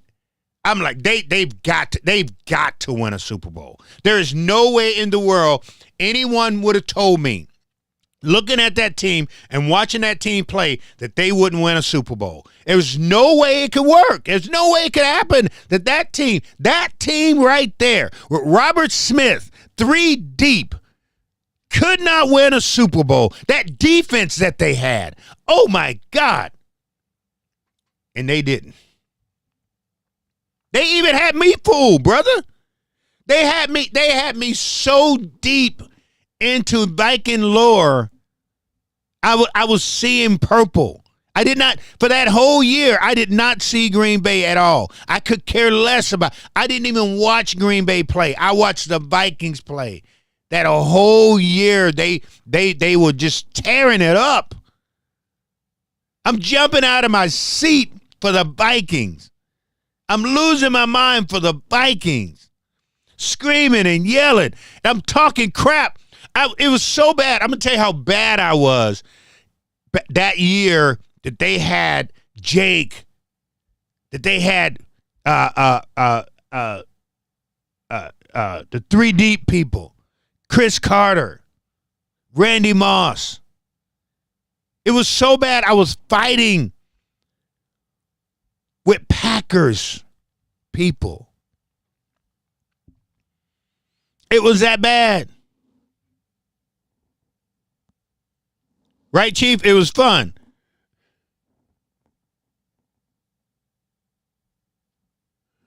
He said, when I die, I want the Vikings to be my pallbearer. But no, I'm just telling you how bad I got into it. How I literally just melted down into believing that the Vikings could actually win a Super Bowl. I was fighting with Green Bay Packers. I've been a Packer fan. I've got me at when I was 7 years old. I had a paper. I've got a my mom and dad got a picture of me with a paper helmet that my grandfather brought back from Green Bay. A paper Green Bay helmet. That's how long I've been a Packer fan. The only time, that's why I hate Dallas, is because back in the day when I was growing up, I'm from Memphis. So we had the Dallas Cowboys, the Houston, Kansas City, the Dolphins, right? New Orleans. That's the football that I grew up with. And then when Green Bay would come down and play the Cowboys, which all my family are Cowboy fans. I was the only Packer fan to come out of there.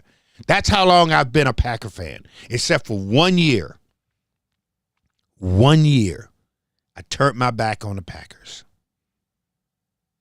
And I was a Viking fan.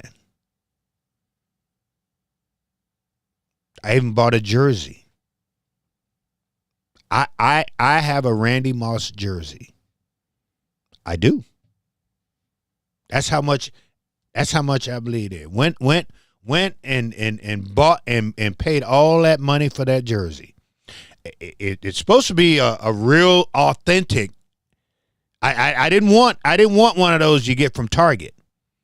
I bought this puppy right from the NFL. It had to have that NFL sticker on it. I paid a lot of money for this damn thing. I bought in, man, hook, line, and sinker, bro. I bought in. You have to trade JJ. You have to. You have to trade JJ and take whatever picks you have and take whatever picks, whether you get picks, whether you get people that you can take those people and trade them somewhere else for somebody else's picks. You have to trade JJ. And JJ has to go. You ready? Are you ready? Listen. To the Packers.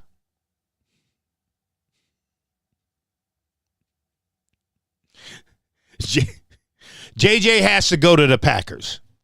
You have to trade JJ to the Packers. And the Packers should be willing to give up everything they got for this guy. Everything. I don't care what it is. I don't care what they have to give up. The Packers have to give it up to get JJ today, tonight, right now as I'm speaking. As I'm speaking, he needs to be in a Packers jersey as of tomorrow.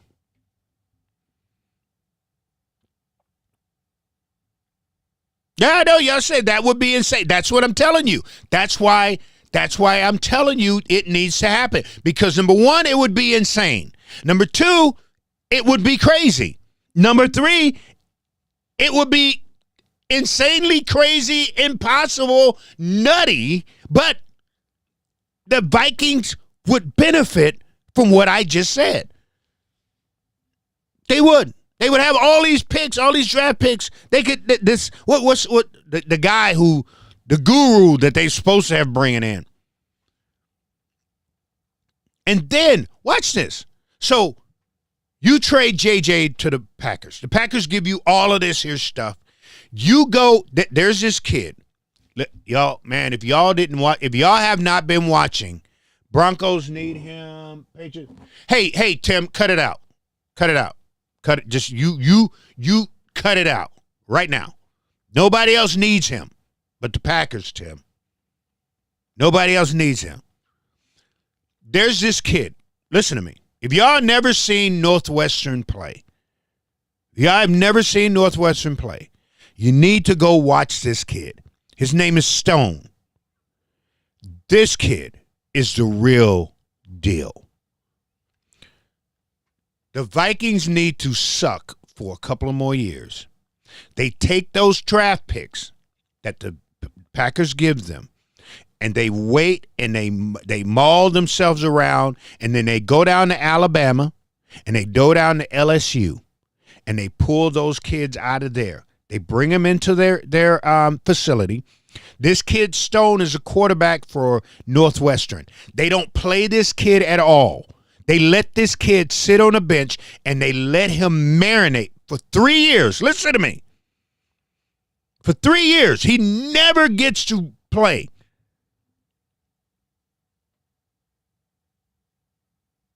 And you let him marinate. And you do him like the Packers do their quarterbacks. And once he's used to playing with the ones, and he gets all through those 3 years, every time they practice, he gets to play with the ones. Get used to him. On the third year, you turn the team over to this kid. He has his receivers that's coming out of Alabama. It's coming out of LSU, which is the factory. And you can pick a couple. You can get somebody from Ohio State. Watch this. They should let me put this team together. They should say, Christopher, come on in. We're going to let you put this team together because these people don't know how to do it. It's the same thing with these Republican people who are running for election, for statewide. They should hire me and say, Rev, come on in. We're gonna let you put this together.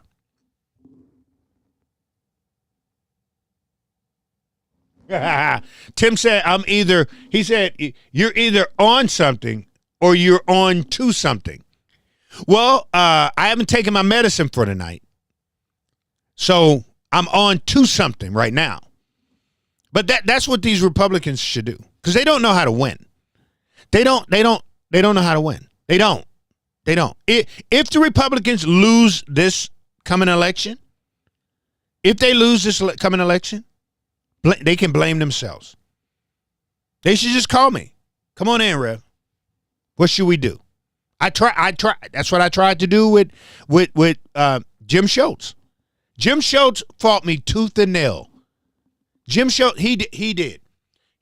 Jim Schultz, true story. If Chaz is on here, Chaz, I need you to back me up on this. The urban conservative. If you're on here tonight, I need you to back me up on this. Because he was in my church when I had Jim Schultz, who was running for the attorney general, who's running against Keith Ellison. He was in my church. Chaz will tell you. Chaz was there too at the meeting. I literally had to beg this dude to come into the black community. And he still wouldn't do it. Listen to me. He still wouldn't do it. You want to be the top cop in the state of Minnesota, and you can't come in and talk to the very people more than likely you're going to be dealing with?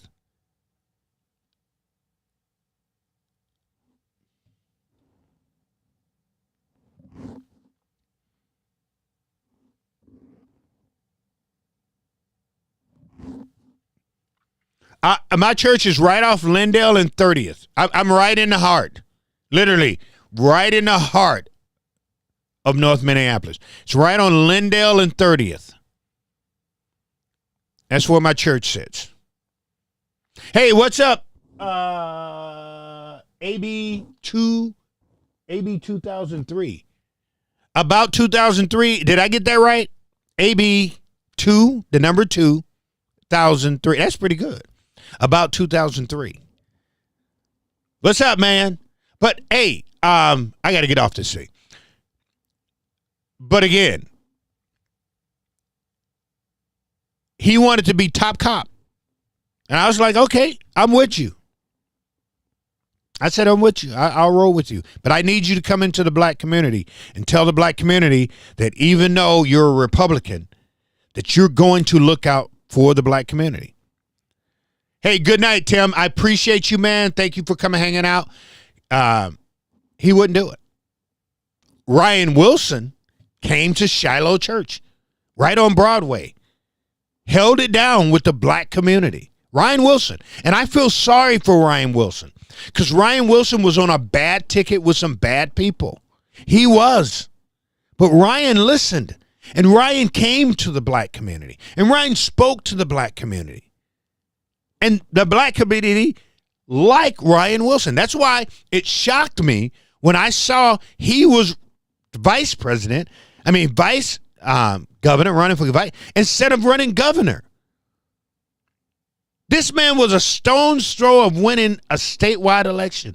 The only reason he lost is because he was running with a bad group of people under a bad ticket. That's the only reason. Or he would have won.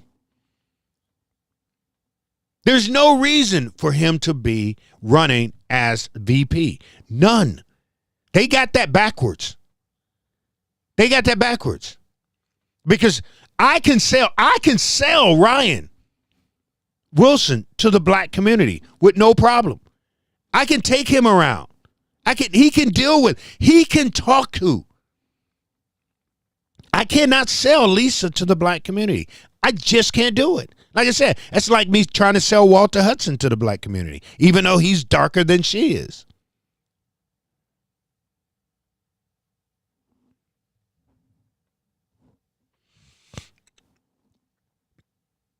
About 2003.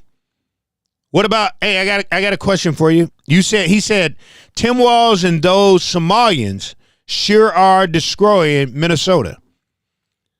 Let me put this thought in your head about 2003. Who gave them the power to be able to destroy Minnesota? Who put them in the position they're in to be able to destroy Minnesota? Who also got paid while helping destroy Minnesota? We don't ever see. That's what I've been talking about tonight. The PPI. I'm bad with abbreviations. I don't know what the PPI is. See, we like to blame. We like to blame people, but we sometimes like to leave people out. I just talked about that tonight. But anyway, hey, I've been on this thing. I am way over tonight. Holy smoke, man! I am sorry. I'll take the blame for that one on tonight. But I got to get up here and get myself plugged in, or I'll have to be on this dang on machine for a lot longer than I want to be on this damn thing tonight, or tomorrow morning. I ain't got nothing to do tomorrow, especially tomorrow. I got nothing to do, literally nothing to do. I finished writing my sermon, so I'm done with my sermon. I guess I can go over that again just to make sure I cross all my I's and I've dotted all my T's. But yeah, man, we'll see on that one. You know what? There is actually Minnesota. He said people vote them in, but Somalis only to support each other in Ilhan. Yeah. He said people vote them in, but Somali only support each other in Ilhan Omar. I get that part. I understand what you're saying. But I'm going to ask you a question one more time. And I'll put it this way. About 2003, who wrote the checks? Who wrote the checks. But they actually, somebody has a space open. I don't know if you guys ever go on these spaces, but somebody got a space open here.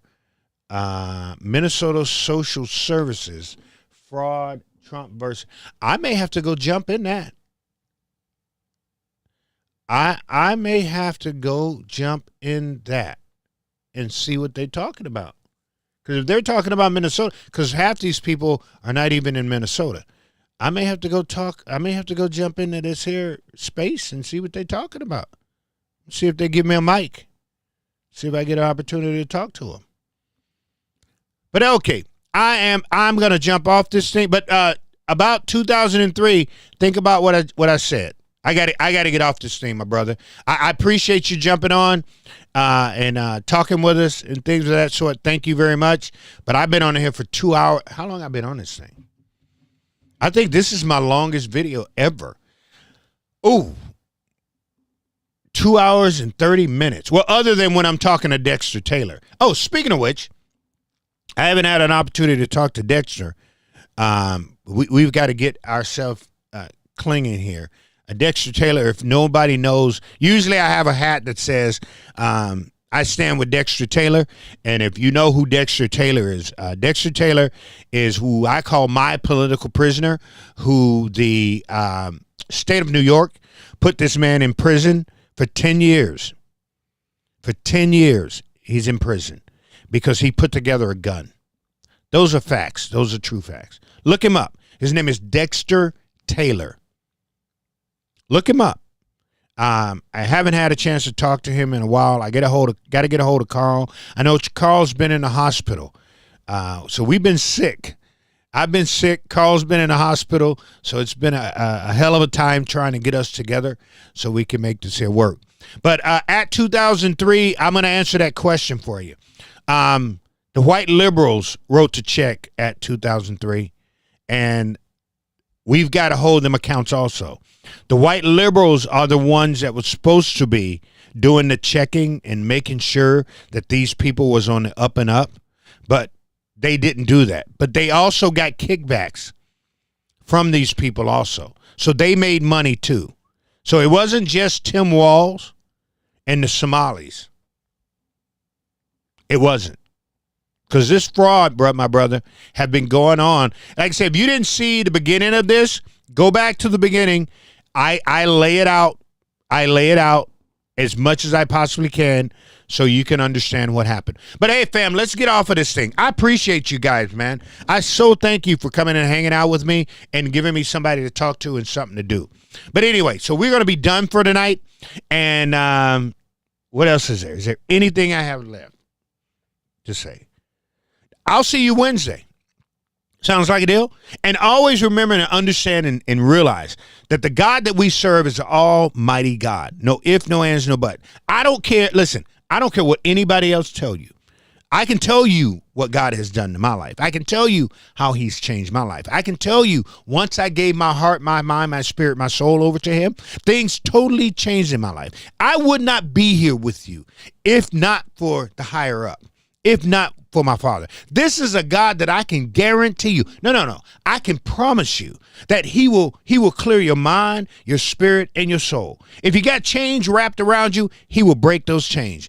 If your heart is hurt and broken, God, he will mend that heart. He will put you on a potter's wheel and turn you into something new. But here is the deal, people. You cannot just not be with him, for him, and of him. You got to give him your heart, your mind, your spirit, and your soul. And you got to walk with him every single day.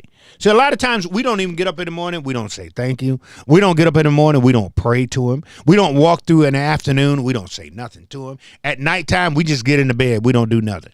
Somewhere during the day, you've got to cry out to him. Let him know you still there, that you still love him. You still want to be around him. Let him know that. Because he made this promise. That I will always be with you. I will never forsake, ever. Mama may do it. Friends may do it. Daddy may do it. Brother may do it. Auntie, uncle, grandma, granddad. All of them could forsake you in a second.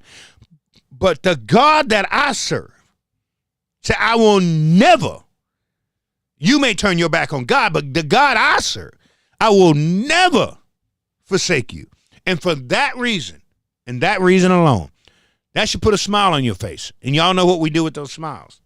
We go out and we smile at somebody, so somebody smile back at you. Hey, family, y'all have a good one. We'll see you on Wednesday.